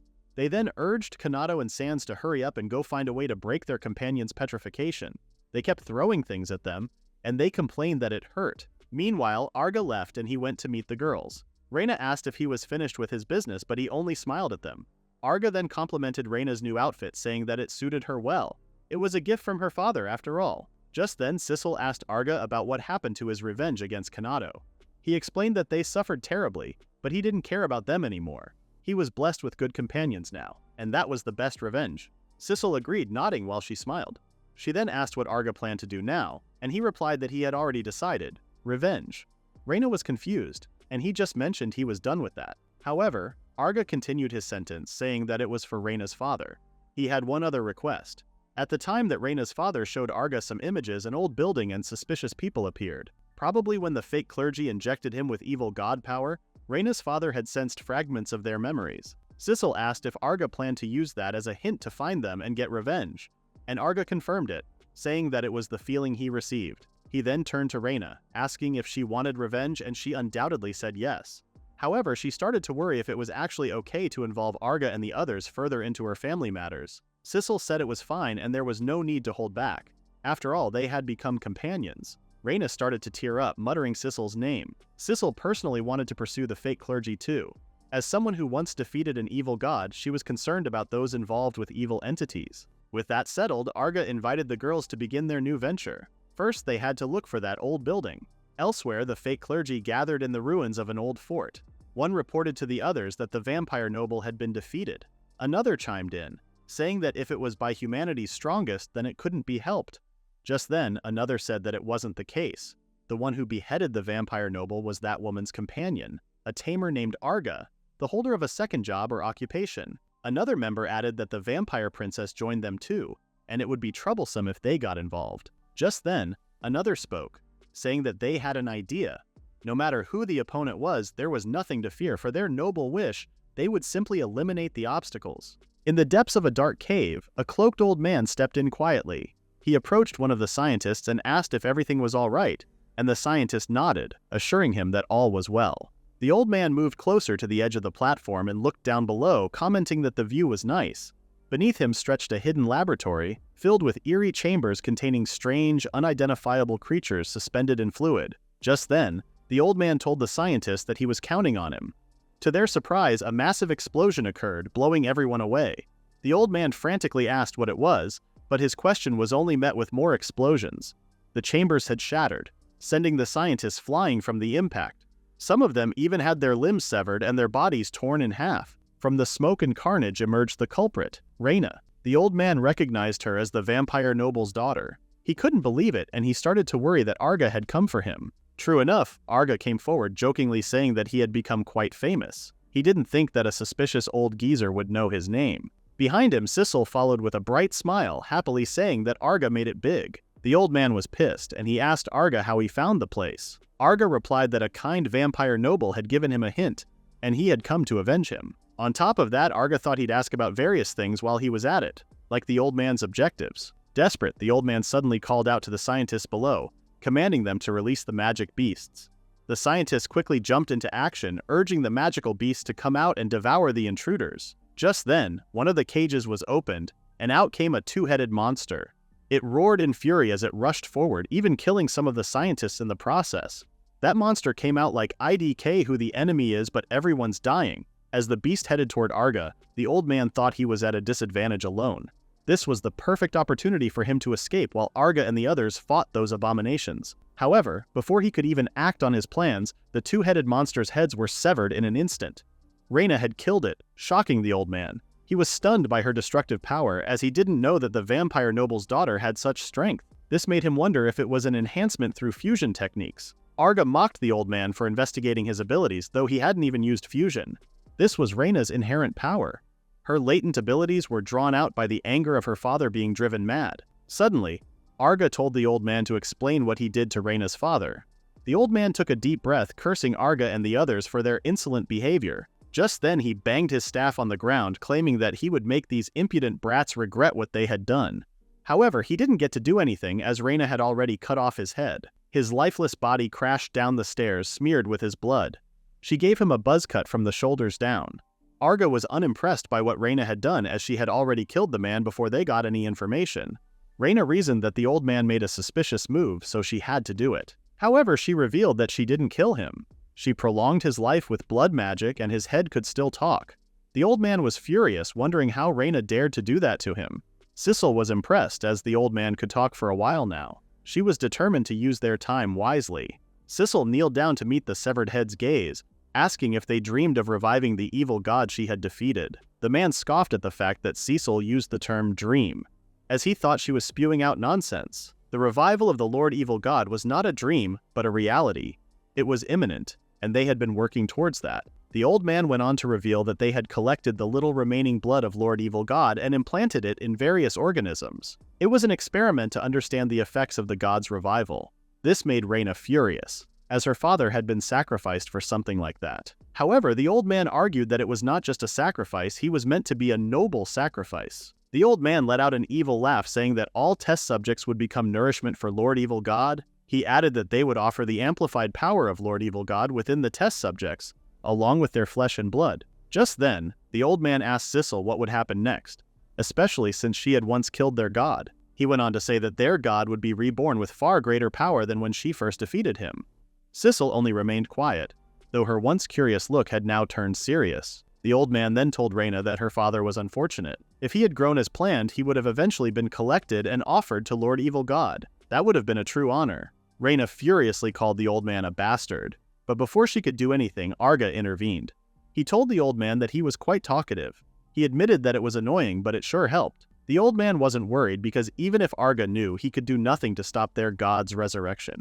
Arga asked if that was so, and the old man replied that it was impossible because they would all die inside the cave. Suddenly, a huge wave started to form behind them. Sissel noticed that the old man was absorbing monsters and human corpses, and he was gathering the flesh and blood around to become one. However, she commented that it was desperate magic. The old man felt bad for everyone, as he had activated it before they decapitated him. Everything there would become one mass of flesh as nourishment for Lord Evil God, including Arga, Reyna, and Sissel. However, despite the old man's threat, Arga remained calm, staring at the wave of corpses like it was nothing. He smirked, knowing that they wouldn't be caught by something so slow.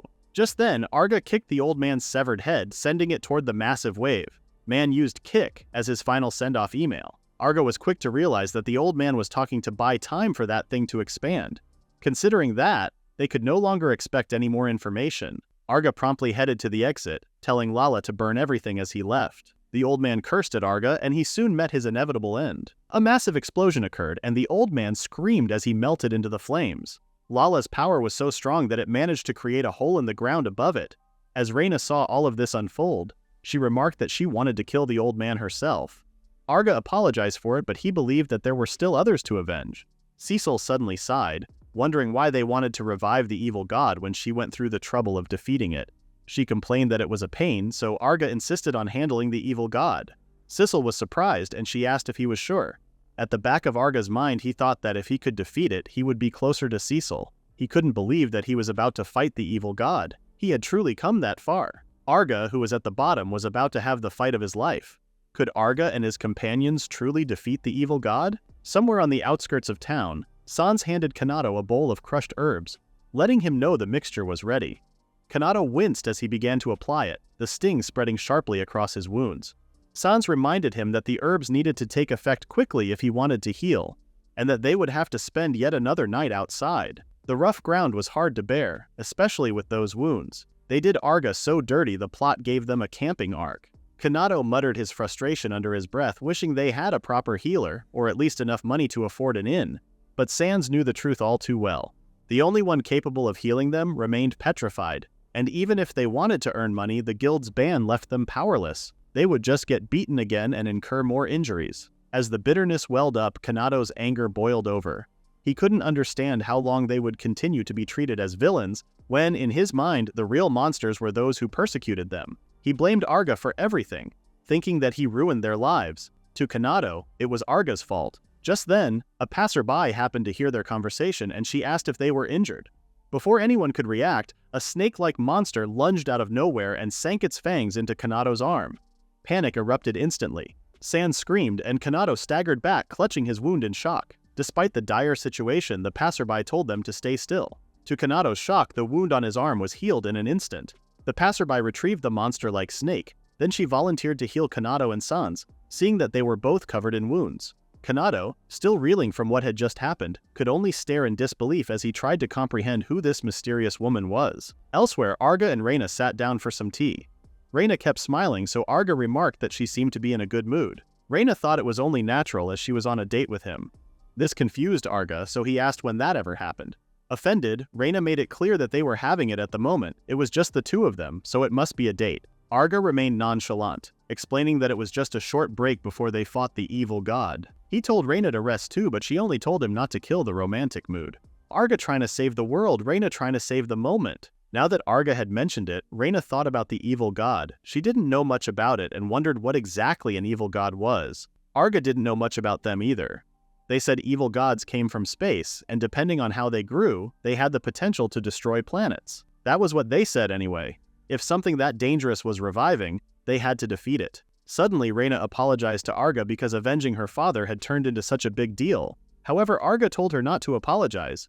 Thanks to her, they learned about the evil god's revival. On top of that, it worked out well for him too. He asked Reina if she knew how many people had defeated an evil god. In this world, only 2 people had ever achieved that feat. One was Cecil, and the other was Lukumi Milk Tea. That name sounds like they got defeated by lactose intolerance. Reina was struck by curiosity, so Arga went on to explain that Lukumi was a tamer like him. She was the first and strongest S-rank tamer in history, and she was the goal for all tamers, including Arga. If Arga got to defeat an evil god, he would be on par with those two. He would even be closer to being the strongest. Meeting Reina gave him that chance, which was why he was grateful.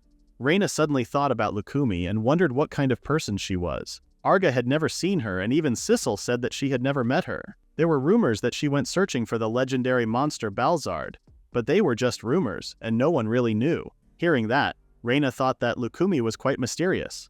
Still, Arga was hopeful that if they kept getting stronger, they might meet her someday, just like how they met Cecil. Now that Arga had mentioned it, Reina noticed that Cecil hadn't come back yet. Arga thought it was still too early and told Reina to wait leisurely for her souvenirs. Unbeknownst to them, a hooded man was observing them from afar with his binoculars. The strongest woman in humanity was out shopping and her comrades were having tea. Knowing that made the man think they were being too carefree. However, this made him smile, as it would mean winning. They could now buy time for the Lord Evil God's revival. He was convinced that Arga and the others didn't know his lord's location yet, but they would find it eventually. They would move the Lord Evil God away while they rested so that they couldn't reach him before his revival. Once he revived, victory would be theirs. Then, to the man's shock, he noticed that Arga was looking right back at him through his binoculars. He panicked, thinking that Arga had noticed him. Meanwhile, Arga told Reina that Cecil had returned, as he could sense Lulu's aura from afar. As the man wondered what they were talking about, he suddenly noticed that someone was behind him. To his horror, it was Cecil, casually carrying Lulu in her arms. He really thought he was the main character until the camera panned. She said hi to the man while he anxiously asked why she was there. Cecil replied that it was so easy to spot evil god cult members because they smelled like evil god blood. The man seemed confused, so Cecil asked Lulu if she could smell it too, since she was also from the evil god's lineage. To the man's surprise, smoke was emerging from the fields below, shocking him. He couldn't believe it, but Cecil said it loud and clear. They had destroyed all their remaining research facilities, and they searched for them using their ability to smell evil gods. They struck them so quickly that the man didn't even notice. Just then, Cecil told the man that she rarely got angry, but she wasn't going to let him revive an evil god. Now she wondered what she should do with the man, who was carelessly watching without noticing her movements. She thought about letting Reina decide. Just then, the man threw a bomb at Cecil, but she only stared at it as it hurled toward her. She stared at the bomb like it was a fly in her drink. As the bomb exploded, the man cursed at how unexpected the situation was. He was anxious, knowing that he had to retreat and regroup. However, before he could leave, he found Cecil staring right at him. He screamed in horror, and then his face met the solid ground. Cecil smashed him down with immense force, telling him that his expectations were really naive. He was stupid for thinking that he could escape from her like that. Just then, Arga and Reina approached Cecil. Arga commented that she was quick and she waved at him, saying that she was back. Suddenly, she told him that she had found where the evil god was. Elsewhere, Sans was overjoyed because his injuries had healed. Kanado was just as happy, and he told the woman that she had saved them. Just then, the woman said that the more she heard, the worse it sounded. She suddenly mentioned Arga and how he drove his former comrades to this state. Kanado quickly said that she was right. Arga was terrible. Sans was also relieved, as the woman seemed to understand them. Just then, the woman said that if they wanted revenge, she would help them. Kanado was surprised, so the woman explained that she was a tamer too, and as a fellow tamer, she couldn't forgive someone like Arga. She could use fusion techniques too, and she would make Kanado stronger through fusion. Shocked, Kanado asked the woman who she was. She was quick to reply, introducing herself as Lukumi Milk Tea. However, one couldn't help but wonder, what was the true goal of Lukumi, the strongest tamer in history? Arga, Reyna, and Cecil arrived at a massive stone fortress built within a canyon, the first labyrinth. Reyna remarked in awe and caution, realizing that this was the labyrinth said to conceal the evil god. Cecil was pretty sure that was it, as she had heard from multiple cult members whose stories had been corroborated. Arga was impressed that the cult had thought it through, seeing how they hid it in a high-difficulty S-rank labyrinth. Not many people went there, so it was less likely to be found. As they went down the winding staircase, Cecil apologized in advance in case it turned out to be false information. Still, Arga thought it was fine either way. Suddenly, a massive, ferocious beast lunged at Arga. The tension spiked for a split second, then the monster collapsed, slain almost effortlessly. As the chaos settled, a treasure chest tumbled down the stone steps. Arga grabbed it, saying that even if that was the case, there were still plenty of rare items to be found in the labyrinth. The group continued exploring the labyrinth's winding corridors until they came across a fork in the path. Cecil suggested splitting up, and she took it upon herself to choose a path. If it turned out to be a dead end, she would come back and follow Arga's path. Arga agreed and said they would do the same. Reyna was worried, and she asked Cecil if she would be okay on her own. Arga was puzzled by what Reyna said, so she explained that the cult members might be up to something. Arga reassured her that there was no need to worry, as it was Cecil they were talking about. However, he admitted Reyna was right. There might be traps ahead, so they should proceed with caution. Just then, Reyna gasped loudly, prompting Arga to ask what was wrong. It turned out that she had just realized they were about to be alone together. This could almost be called a date, and she felt touched by the thought that Cecil must have left them alone for their sake, not her turning a tactical mission into a Wattpad moment. Annoyed, Arga spoke in a serious tone, telling her to get back in the shadows. Horrified, Reyna quickly apologized and promised not to say anything more. Meanwhile, Cecil was met with a dead end, and she thought that way was a bust. Just then, she suddenly sensed a bunch of monsters coming her way. Her eyes narrowed, knowing these weren't ordinary ones. Even from afar, she could smell the evil god's blood. As she turned around, she was suddenly met by a horrifying sight. Two grotesque, humanoid creatures with long, tangled hair and twisted faces emerged from the shadows. Cecil noticed that one of the monsters had glasses, leading her to speculate that he was one of the survivors from the evil god cult's research team. It looked like he managed to survive, only to have the evil god's blood put in him. The real horror is that he chose those frames. Just then, the monster spoke to Cecil, asking her how she dared to kill his comrades. Annoyed, Cecil replied that they were the bad ones for trying to destroy the world. This enraged the monsters, causing them to stretch out their long limbs to attack Cecil. As expected of humanity's strongest, Cecil cut off the monster's arms, and she barely even took out her sword. Without wasting a second, she decapitated their heads as well. Blood spewed from the monsters' necks, sending their heads crashing into the solid ground. To Cecil's surprise, one of the heads suddenly muttered "One Re," which summoned a magical sigil to appear. Just then, the heads melted into the sigil before disappearing into thin air. Cecil was puzzled, wondering what had just happened. In another part of the labyrinth, Arga was sure that there was a route to the evil god's chambers somewhere. He told Reyna to proceed carefully, and she agreed with him. Just then, someone spoke to Arga, excited that he had come.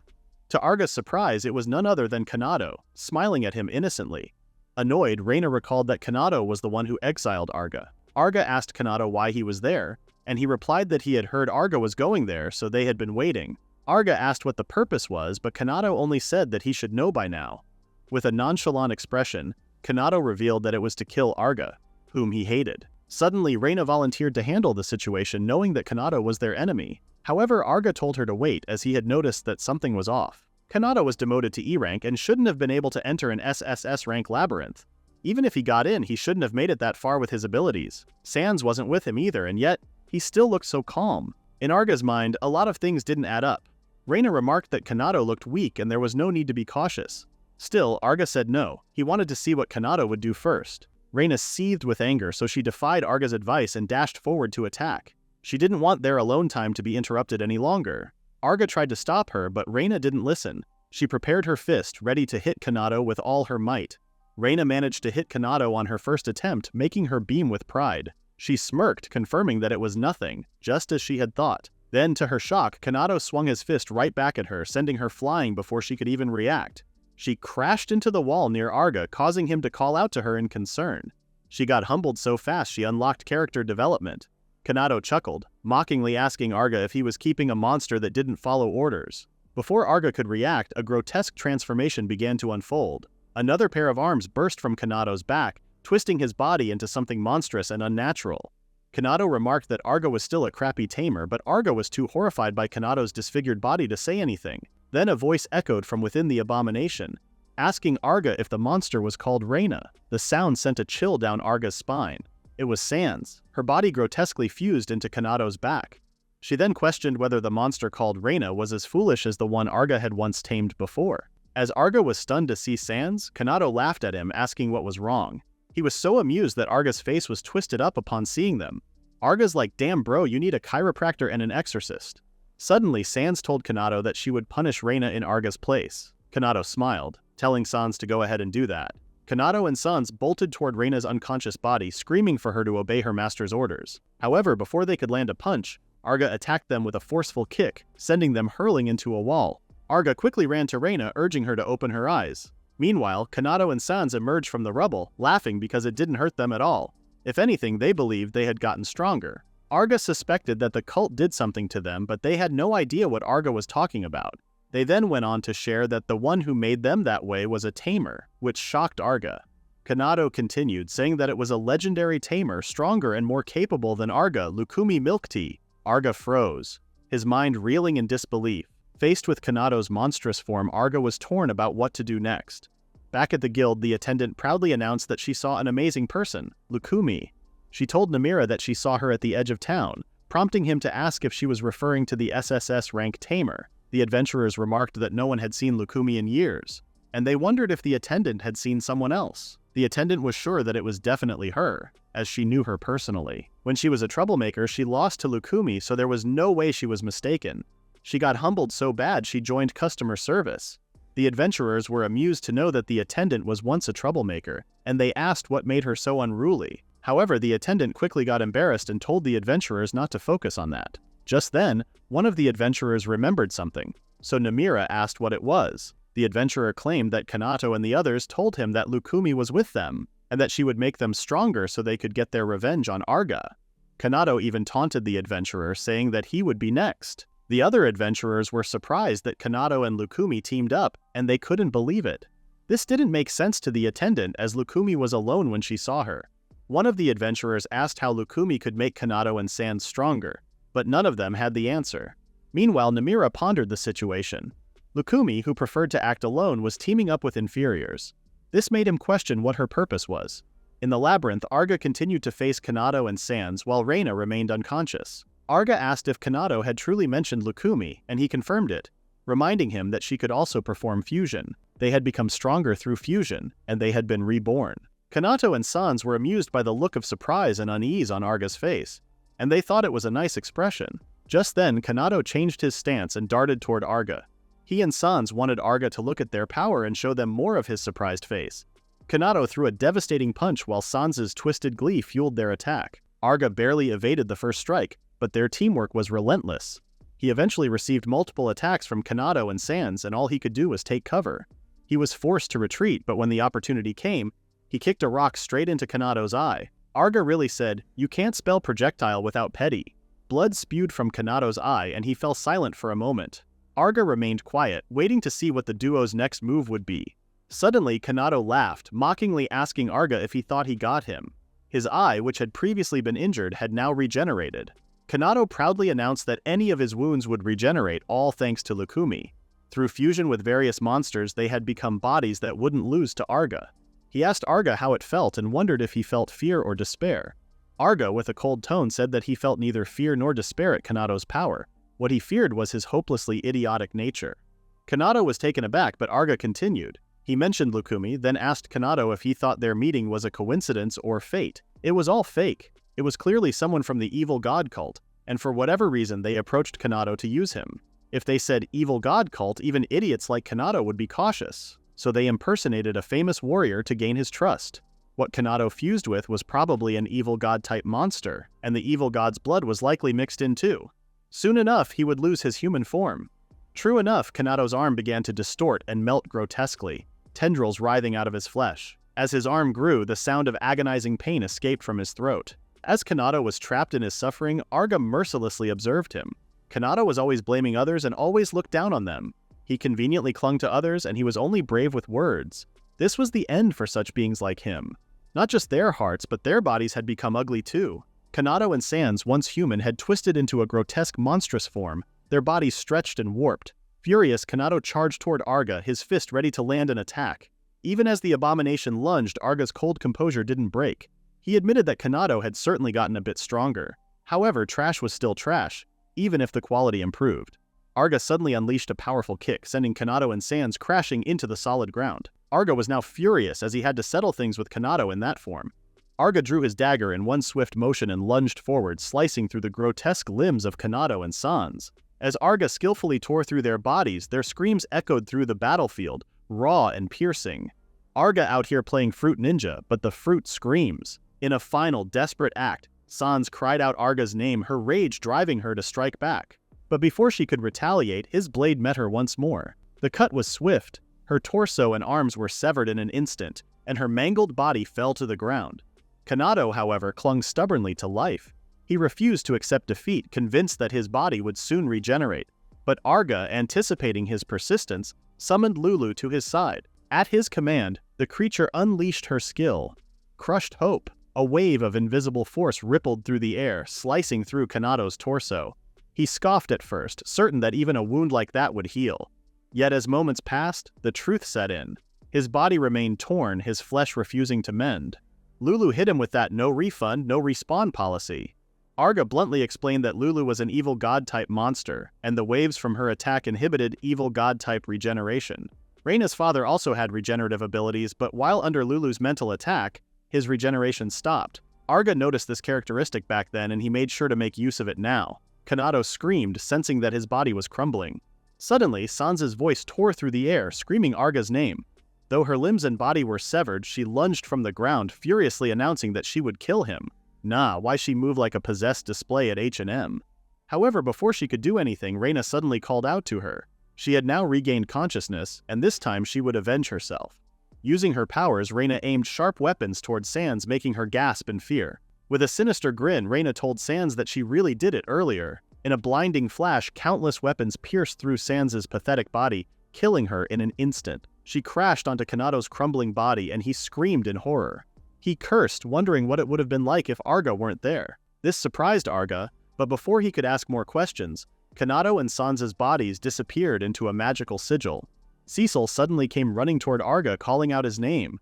However, she was too late, as Kanado and Sans had already vanished. As the dust settled, Cecil recalled that it was the same as before. Arga asked what happened, but Cecil couldn't quite make sense of it. Someone suddenly answered that everything was for the evil god. It was Lukumi, or rather, the fake one. Arga quickly recognized that it was the fake Lukumi, and he asked why she used Kanado and the others. They weren't even useful in battle. He really hit them with a performance review after death. Lukumi's impersonator simply replied that it was because those two hated him. The more hatred they absorbed, the more powerful the evil god would become. They were nothing but nutrients to the evil god. Cecil concluded that Lukumi's impersonator had pitted Kanado and the others who hated Arga, which was the same case with the evil god cultists who hated her. Lukumi's impersonator confirmed that their hatred was amplified at the moment of death, becoming their best nutrition. Suddenly, the ground started to crack and Lukumi's impersonator announced that it was time for the revival of the evil god, who had gained immense power. She smiled, telling Arga to enjoy the nightmare. Arga remained silent, preparing himself for the form the evil god would take. The ground rumbled violently as an earthquake rippled through the town, sending waves of panic across the streets. Meanwhile, the labyrinth started collapsing, so Arga and the others reminded themselves to be careful. Lukumi's impersonator remarked that it was a pleasant sound. It was the sound announcing the rebirth of the evil god and the end of the world. Pissed, Arga asked why they even wanted to destroy the world. Lukumi's impersonator answered that she didn't want to destroy the world, rather it was world reformation. Surely Arga had noticed it too. The ugliness of the world. The nobles' misrule, the oppressed commoners. If one was born with low status, one could never rise up in their lifetime. They were nothing but slaves. They had a rotten class society, so Lukumi's impersonator planned to return that rotten world to nothingness. She would do that with the power of the evil god. Arga argued that she would end up killing the poor commoners too, which was such a foolish move. Lukumi's impersonator thought that Arga wouldn't understand. The wonder of everyone dying equally and being reborn equally excited her. Suddenly, something roared from below them, making Arga wonder if it was the evil god. A massive centipede-like monster with enormous tentacles emerged from the rubble, making its way up to the surface. Bro, that's not an evil god, that's a bug that missed pest control day. It let out a piercing scream, seemingly threatened by Arga and the others. Arga called out to Sissel and she agreed that she would leave it to him while she stood by. Arga charged forward with Reyna and told her to attack while searching for the evil god's abilities. Lukumi's impersonator laughed, thinking that Arga should have run away and had his last supper. Back at the guild, the attendant wondered if the earthquake was over. On the town streets, the people were convinced it was an earthquake, and it was so strong that they could barely stand. Some wondered if a volcano had erupted, but others argued that the rumbling came from a different direction than the mountain. An old man was asked which direction the rumbling came from, and he replied that it was from the western plains, where the first labyrinth resided. At that moment, a hooded individual passing through the crowd froze, their attention caught by the name. Meanwhile, Reyna unleashed a relentless storm of spear-like projectiles aimed at the evil god. But to her shock, the spears didn't even reach it as they disappeared in a snap. Arga, refusing to yield, charged forward and drove his blade into the creature's limbs, severing them in a single, furious motion. But his triumph was short-lived as the wounds regenerated instantly. Reyna's attack seemed to disappear because the creature healed too quickly. It was regenerating the instant it was struck. Reyna asked what they should do, and Arga replied that it would be nothing special, they just needed to keep attacking. There was no such thing as infinite regeneration. If it kept taking damage, it would reach its limit. They might even find a weakness along the way. Suddenly, Sissel called out to Arga, reminding him to watch out for counterattacks. The evil god released a fluid-like substance from its mouth, aiming it at Arga and Reyna. Fortunately, they were quick enough to dodge the attack. Arga was pissed at himself for letting his guard down just because the creature barely moved. Concerned, he told Reyna not to touch the liquid because it might be dangerous. Suddenly, Reyna alerted Arga to look above him. The evil god hovered above him, ready to strike. Arga quickly grew nervous, realizing he had been too careless. The evil god's massive body crashed to the ground, causing Sissel and Reyna to call out to Arga. Evil god out here doing WWE moves with divine confidence. Lukumi's impersonator taunted Sissel, saying now wasn't the time to worry, as she would be next.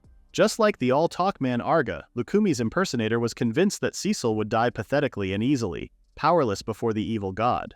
Meanwhile, Sissel remained quiet, allowing Lukumi's impersonator to ramble on. She told Sissel that she could run if she wanted, though she would die anyway if she did. Just then, Sissel's eyes widened in shock when she saw something unexpected. Even Lukumi's impersonator was stunned. Below them, Arga lifted the evil god into the air, complaining that it stank. Lukumi's impersonator was in utter shock while Reyna was relieved. Arga announced that from then on, he wouldn't let his guard down. He then hurled the evil god into a wall, making it cough up blood.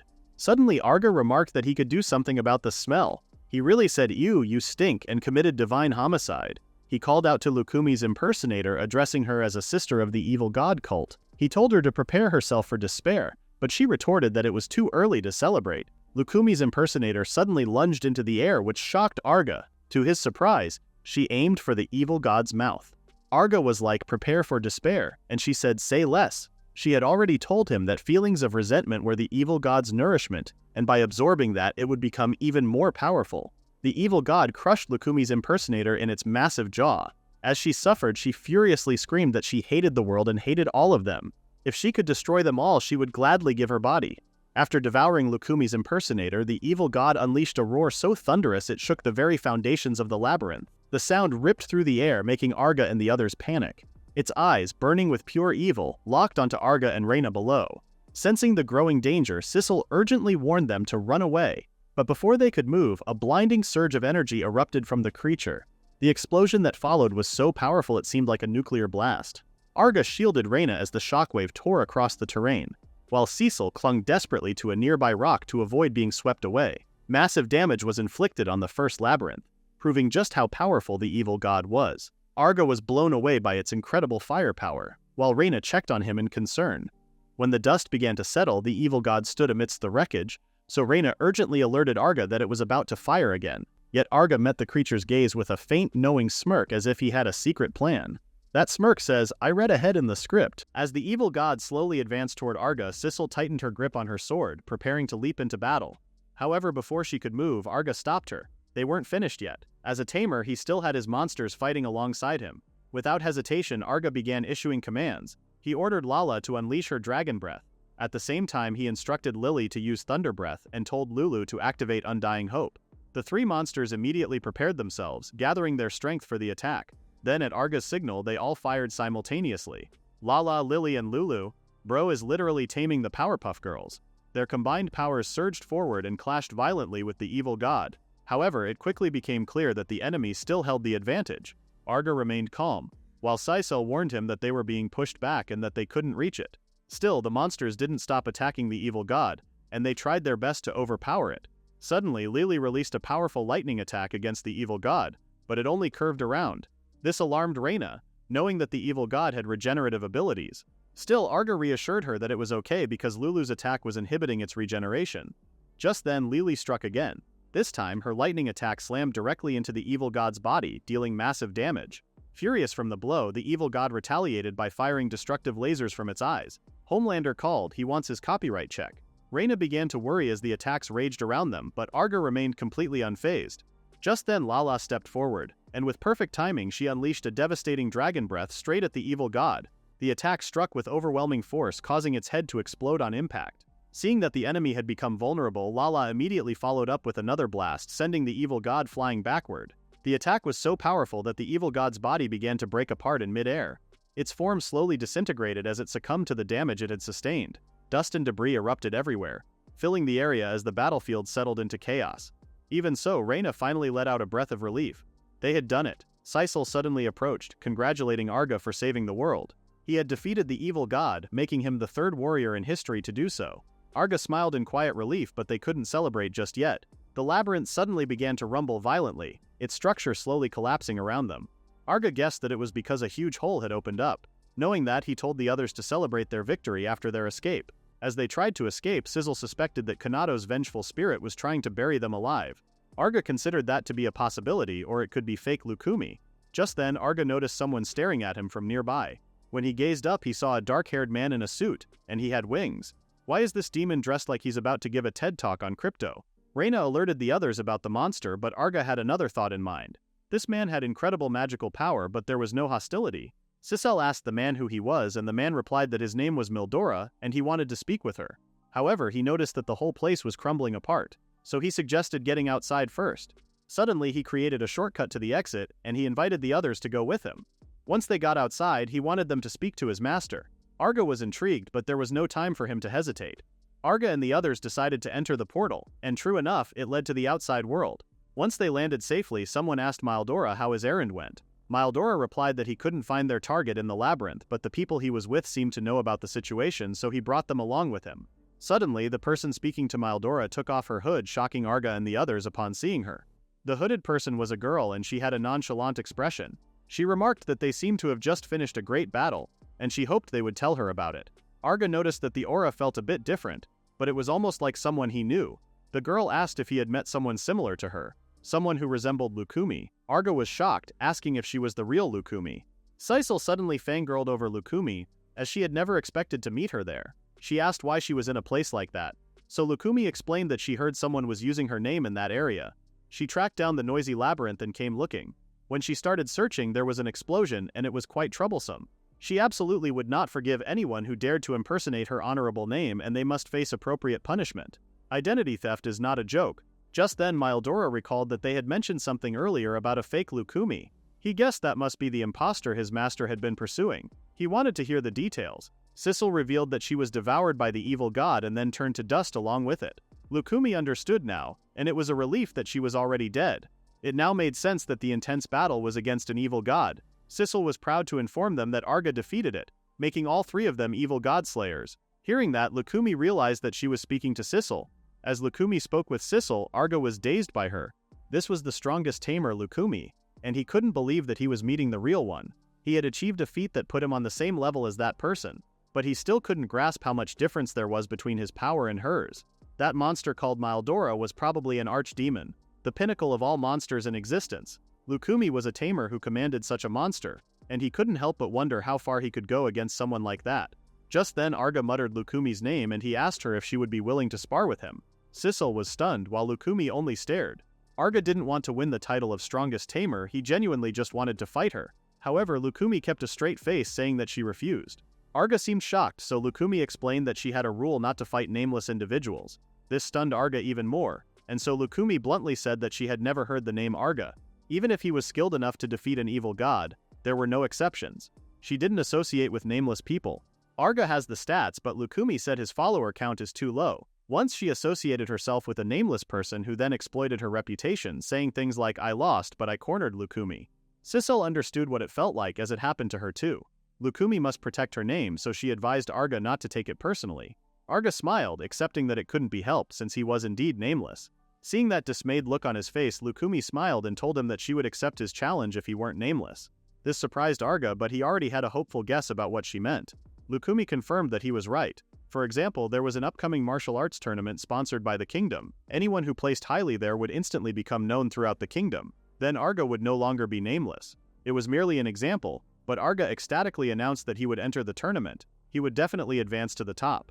Arga told Lukumi to wait for him, and she happily agreed. Arga is really about to speedrun a tournament just to get the accepted request. Later on, the registration for the martial arts tournament had finally begun. A woman holding a sign announced that the registration for the tournament participants was right next to her, and she also told them to line up in 2 rows. Reina noticed that there were a lot of participants, to which Sissel guessed that it was because they had gathered from all over the kingdom. Reina asked if she had ever participated in the tournament, but Sissel said no. She thought it was wrong to bully the weak for prize money. Reina was amused by her answer, as it seemed like her perspective was way too different. Imagine being so OP you consider a tournament a charity event. Suddenly, someone from the crowd caught Sissel and Reina's attention. It was Inu, one of the crowd's favorites. The people around him screamed that they counted on him, and they even bet good money on him. He could only say that he would do his best. Seeing how the people behaved around him, Reina wondered if he was a famous person. Sissel guessed that Inu was probably an adventurer from the royal capital. There, if one stood out among the crowds, they would become popular. Sissel believed that Reina might get popular too if she worked in the royal capital. This surprised Reina, and she wondered if she really stood out like that. Ironically enough, she caught the eye of Inu, who happened to be passing by. In a cringeworthy manner, Inu suspected that they had been watching him for a while. While flexing his biceps, he asked if they were interested in all of it. He also added that if they were inviting him to their party, he was happy to accept. As Inu kept rambling on, Sissel and Reina only stared at him with utter confusion. Inu is the human embodiment of a pop-up ad nobody asked for. Suddenly, Inu boasted that with the Royal Guild's rising star, Inu, joining their team, they had nothing to fear. He then mentioned the woman who was dubbed the strongest in humanity, and he bragged that he could beat her. Reina smirked as it seemed like the buffoon didn't realize that his opponent was Sissel. This made Sissel laugh, seeing that her fame still had a long way to go. Just then, Arga approached the girls, asking if something was wrong.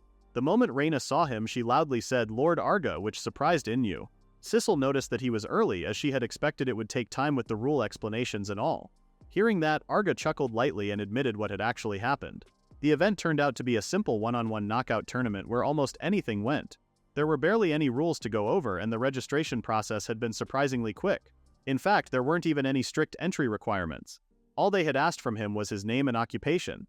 Sissel understood now, and it finally made sense why it ended early. Reina, on the other hand, looked delighted. She was clearly happy that it meant she could spend a little more time with Arga. Unfortunately, Arga had to break the news to her that he would be leaving again soon as the tournament was about to start. Just then, Inu erupted in anger and he called Arga a bastard. He was infuriated that he was having 2 beautiful women at his beck and call, and he called him a scrawny weakling who was getting cocky. Still seething with anger, Inu stomped away from the scene. As he left, he loudly declared that if he ever faced Arga in the arena, he would kill him. As he left, Arga was left wondering what was up with that guy. Sissel replied that she didn't know, but apparently he was famous. Arga thought about the word famous, then he recalled Lukumi refusing to spar with a nobody like him. If Arga weren't a nobody, she would accept his challenge. Suddenly, one of the tournament's attendants informed the participants to enter the waiting room. At that moment, Arga vowed that he would become famous in that tournament too. He thought about Lukumi and how eagerly he wanted to fight her. Later on, it was finally time for the most awaited event. As everyone gathered in the grand hall, the master of the games welcomed all the participating fighters, and he thanked them for joining the Royal Cup martial arts tournament. About 150 people joined the event, and the game master was surprised by the large number of participants. They were very grateful, but he admitted it was a bit too many. Therefore, they would now hold a preliminary round at that very moment. Seeing how confused everyone was, the game master apologized for the sunless underground location, but only those who survived would proceed to the arena where the audience awaited. Furthermore, the use of healing magic potions was prohibited until the main tournament finals. Use them and they would be disqualified. Anyone who objected could withdraw before the preliminaries began. Arga realized that they were filtering out the participants. With that many people, the matches would take too long, and without recovery methods, even winners might withdraw.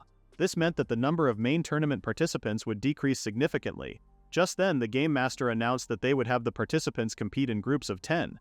The man beside him started reading a list which contained the competing participants.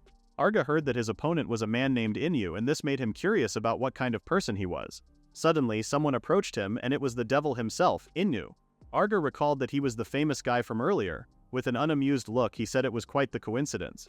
However, Inu revealed to him that he actually had an acquaintance among the organizers, so he specified who he wanted to fight. He thought he would do them a favor and gut the ladies' man. Hearing that made Arga laugh, as it was clear that Inu was certainly popular with foolish men. Bro paid extra to get humbled in front of the whole kingdom. Dedication. Suddenly the Game Master's voice echoed across the arena, announcing the start of the preliminary rounds. A loud gong rang out, and in an instant the competitors rushed forward, each one eager to defeat their opponents. Inu wasted no time and charged forward with his dagger in hand. Meanwhile, Arga remained completely still, calmly watching as Inu ran toward him while repeatedly screaming, "Die!" As Inu closed the distance, Arga did nothing more than sidestep his attacks. Even while dodging, he kept his feet firmly planted on the ground, moving only as much as necessary. The spectators quickly noticed the fight unfolding before them. Many of them already knew who Inu was, so they couldn't help but feel that Arga looked rather pitiful by comparison. From their perspective, Arga was barely managing to avoid the attacks, and it seemed like he would eventually die. Suddenly, Inu boasted to Arga that he would take those two beauties for himself. He advised him to rest easy as he went to the afterlife. Just then, Inu planted his dagger right into Arga's stomach. Arga remained quiet, while the rest of the crowd watched in concern as they waited for him to meet his end. Inu's grin widened as he became convinced that the match was already over. However, in the very next moment, something strange happened. The dagger suddenly slipped from Inu's hand and clattered onto the floor. When it landed, the blade was completely spotless. Before Inu could even understand what had happened, his body suddenly collapsed onto the ground. He tried to move, but he couldn't. As he attempted to speak, his voice came out as a weak stutter, barely able to form words through the intense pain surging through his body. He screamed in agony, making the crowd wonder what had just happened to him. They were left in shock, seeing that both Inu's shoulders, elbows, and legs were all dislocated. They wondered if Arga was responsible for it, but they couldn't make sense of when or how he did it. As the speculation continued, many of them eventually concluded that Arga must have struck just before Inu drove his dagger forward. Meanwhile, Arga remarked that he needed to become famous too. While dodging, he considered various options, but he thought this would be the best way to win. He could have taken Inu down in one hit, but doing that wouldn't have showcased his strength very well. On the other hand, having someone as famous as Inu lying helpless on the ground crying out in pain while the entire crowd watched was sure to spread his name far more effectively. He was glad that he got to fight with Inu. Arga didn't just win, he disassembled him like a piece of IKEA furniture. As thanks, he would forgive him for his attempt to kill him with the insults. With that thought in mind, Arga slowly knelt down so that he was at eye level with the defeated man.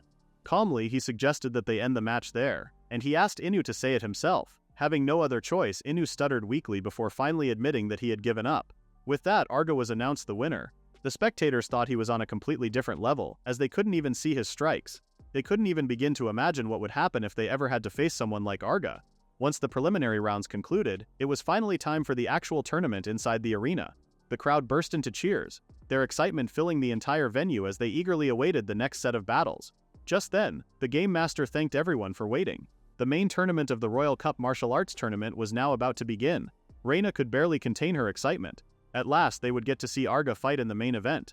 Suddenly, the fighters entered the arena, and leading the way was the man who defeated Inu, one of the tournament's favorites. Upon seeing Arga, Reina enthusiastically screamed his name. Sissel, on the other hand, noticed that the number of participants was really small. Many fighters withdrew out of fear because of Arga, but those who remained were all courageous fighters. With that, the Game Master told everyone to enjoy the show. While waiting for the matches to begin, Sissel and Reina overheard nearby spectators discussing Arga. Many of them were still talking about how incredible it was that he had defeated someone as well known as Inu. Reina remarked that Arga had already shed his unknown status, and Sissel agreed that it was good. He would now advance and become even more famous.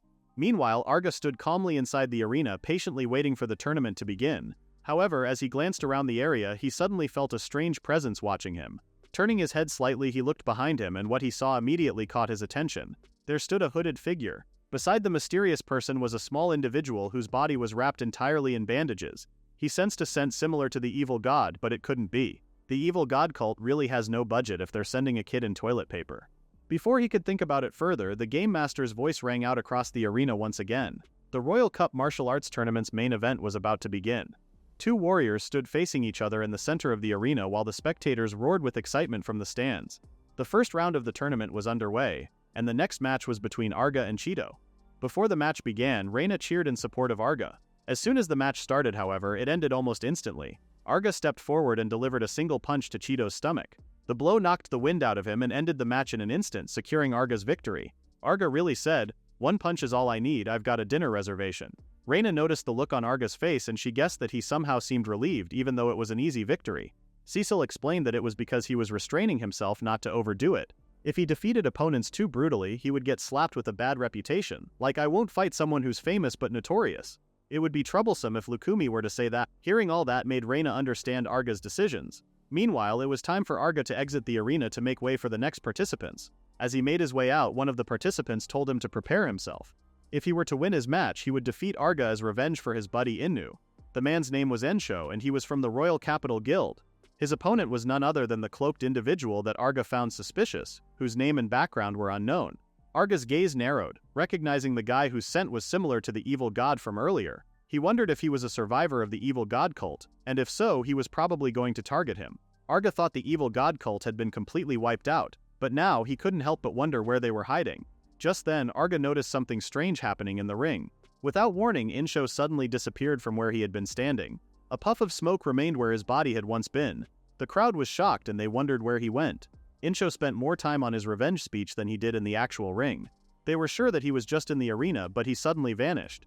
Even the tournament staff looked bewildered. Since Insho was nowhere to be found, they had no choice but to declare the robed man the winner. Seeing what just happened, Reina turned to Cecil, asking what just happened. She was only watching Arga, so she wasn't aware.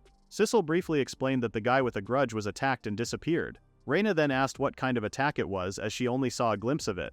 Cecil didn't say much, and she only advised Reina to keep watching Arga and she would soon see for herself.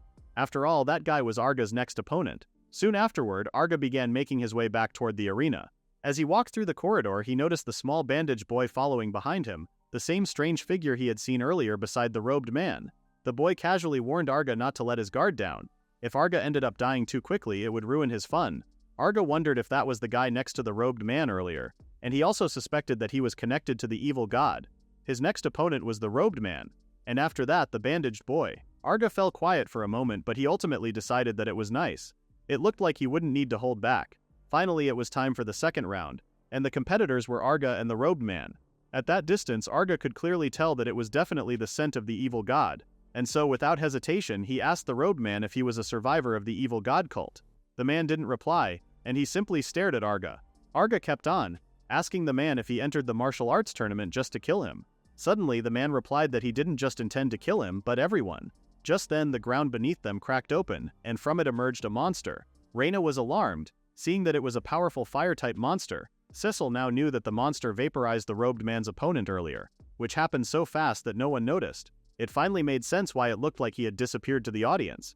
Reina admitted that the monster had incredible firepower, as it all happened in an instant. As the monster loomed over Arga, he expressed his amazement at the amount of monsters aiming to attack him. In the previous match, only one showed itself. The robed man broke it to Arga that he couldn't dodge it. However, Arga playfully asked if he really thought that. At that distance and with that many, he could dodge any attack. Still, the robed man was sure that he couldn't do it. Suddenly, the monster began to release fire out of its mouth. One of the spectators worriedly asked if that was dangerous, as they were noticing that an enormous amount of magical power was gathering. Another one reassured him that there was a barrier around the audience seats, so it was going to be fine because there wouldn't be any effect. Trusting the arena staff in a fantasy world is the ultimate NPC move. Reina, on the other hand, knew that that was enough magical power to dissolve half of the arena. This made Cecil smile, realizing that the robed man planned to kill them all. Worried about the possibilities, the spectators started running for their lives. As everyone panicked, Cecil and Reina remained planted in their seats. Cecil asked Reina what she was going to do, and she replied that she could escape on her own if necessary, so she wanted to stay there. Besides, she was sure that Arga would handle it somehow. She predicted that Arga would summon Lala to burn down all of the fire-type monsters. However, Cecil pointed out that if he used enough firepower to annihilate the enemy, half of the arena over there might be blown away. At that point, Reina and Cecil could only wonder what Arga planned to do. Meanwhile, the robed man bragged that he didn't care how many people would die, but he wasn't sure if Arga thought the same way. Arga, on the other hand, mentioned that the arena was too small for his monsters to compete in firepower. If he didn't do something without running away, there would be many casualties and his companions would be in danger. So that was why the robed man entered the tournament. It was to get him there. He admitted that his opponent was smarter than he looked. Unwilling to listen to Arga any longer, the robed man simply told him to die. Then, without warning, the monsters simultaneously released fire upon Arga. Sisal and Reyna watched closely to see what would happen next, while the rest of the spectators momentarily froze, unable to look away from the terrifying spectacle. Even the bandaged boy sat casually as the arena was illuminated by the blazing attack. Meanwhile, Arga simply stood there nonchalantly. Suddenly, he summoned Lala. In an instant, Lala appeared before him and blocked the flames from reaching Arga. The raging fire was diverted upward instead, shooting straight into the sky above the arena. Reyna and Sisal watched the flames surge upward and couldn't help but smile in relief. Around them, the spectators erupted in joy, realizing they had narrowly escaped disaster. Once the flames faded, Arga calmly addressed the robed man, remarking that everything ultimately came down to how one used monsters. The robed man, however, had no interest in conversation. Without hesitation, he ordered his magical beasts to attack again. Yet before the monsters could even move at his command, their bodies suddenly collapsed, reduced to nothing more than chunks of flesh scattered across the ground. Arga stood there with his dagger in hand and casually remarked that the creatures wouldn't explode when cut, not when they hadn't gathered magical power yet. Bro turned the fire monsters into a hibachi grill before they could even spark. The robed man was stunned, but before he could even begin to understand what had happened, Arga had already closed the distance and delivered a powerful kick. The impact sent the robed man flying across the arena before he crashed face first onto the ground. When the robed man tried to get back on his feet, his mask fell off, shocking Arga. Then the sudden revelation stunned everyone. Beneath the mask was the face of a grotesque tentacled monster. Horrified murmurs spread among the spectators as they questioned what kind of monstrous face they were looking at. Arga suspected that it had taken the skin of someone it killed, but the robed man answered that it was the face of a mage he devoured, the original owner of those flame magical beasts. Arga was unamused, as he already had a good idea of the man's true identity. Suddenly it made sense. He was the foot of the evil god that he cut off back then. The evil god is out here doing the most with a severed limb. Respect the grind, I guess. Arga finally realized that it had transformed, which only proved that he had underestimated the evil god's life force.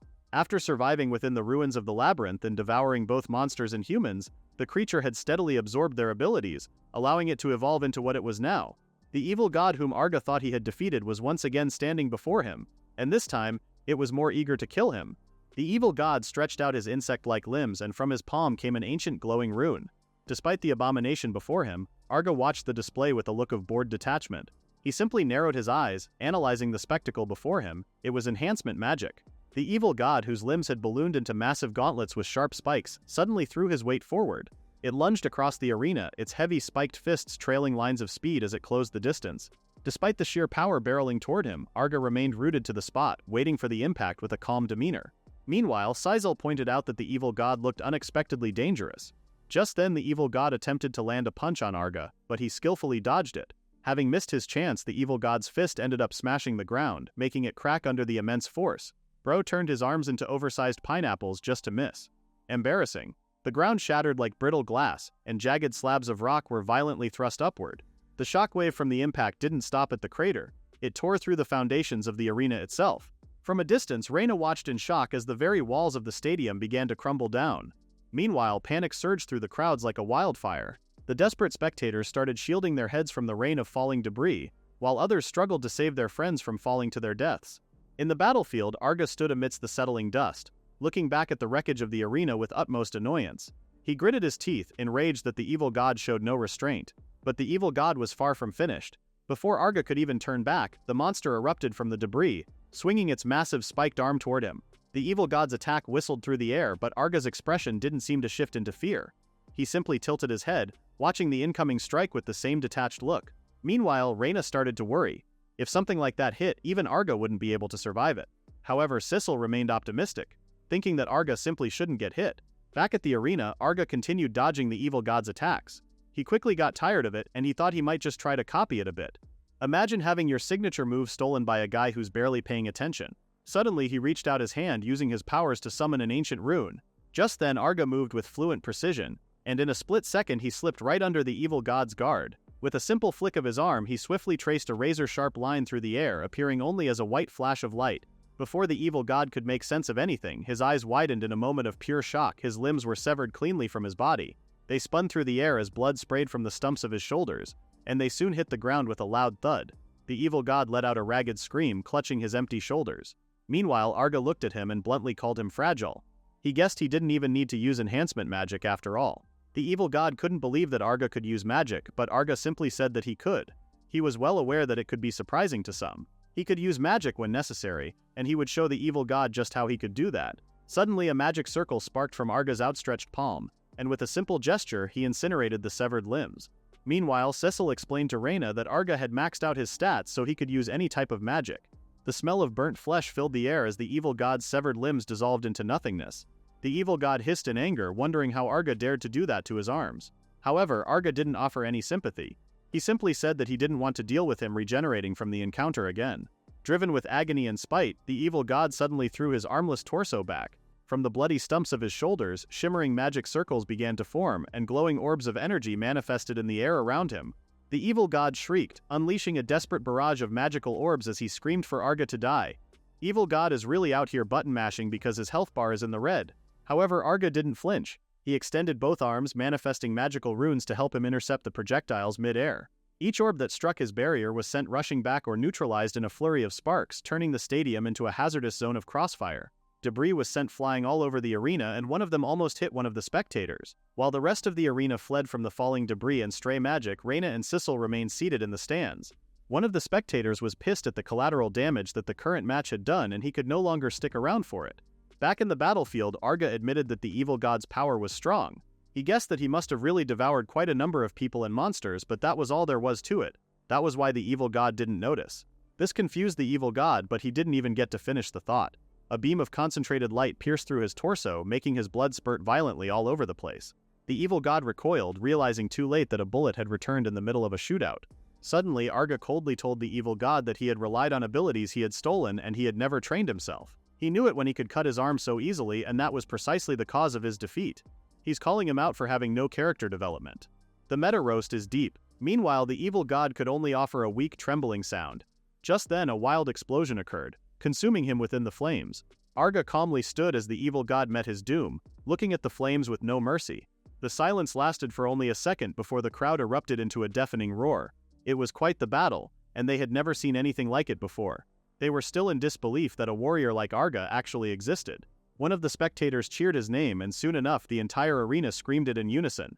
As everyone celebrated his mastery, Reyna remarked that she had already expected him to win. Cecil, on the other hand, was relieved that they had taken care of the evil god's remnant and raised his reputation. She was glad that things were going well. Suddenly, Arga's next opponent entered the arena. It was the bandaged boy. Arga was surprised that the boy was his next opponent, as he thought that he still had matches with other competitors. However, the boy simply said no.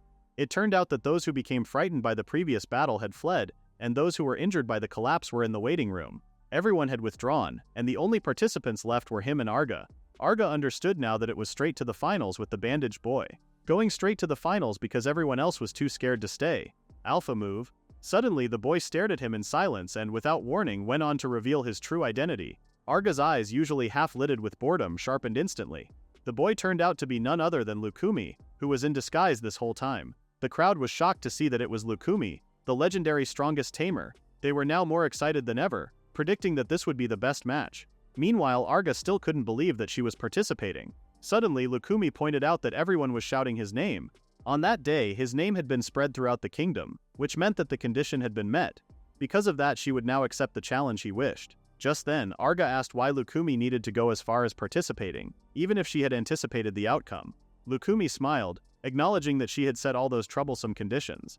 However, she had been wanting it too, a battle with him. Finally, Arga's long-awaited match with Lukumi was to begin.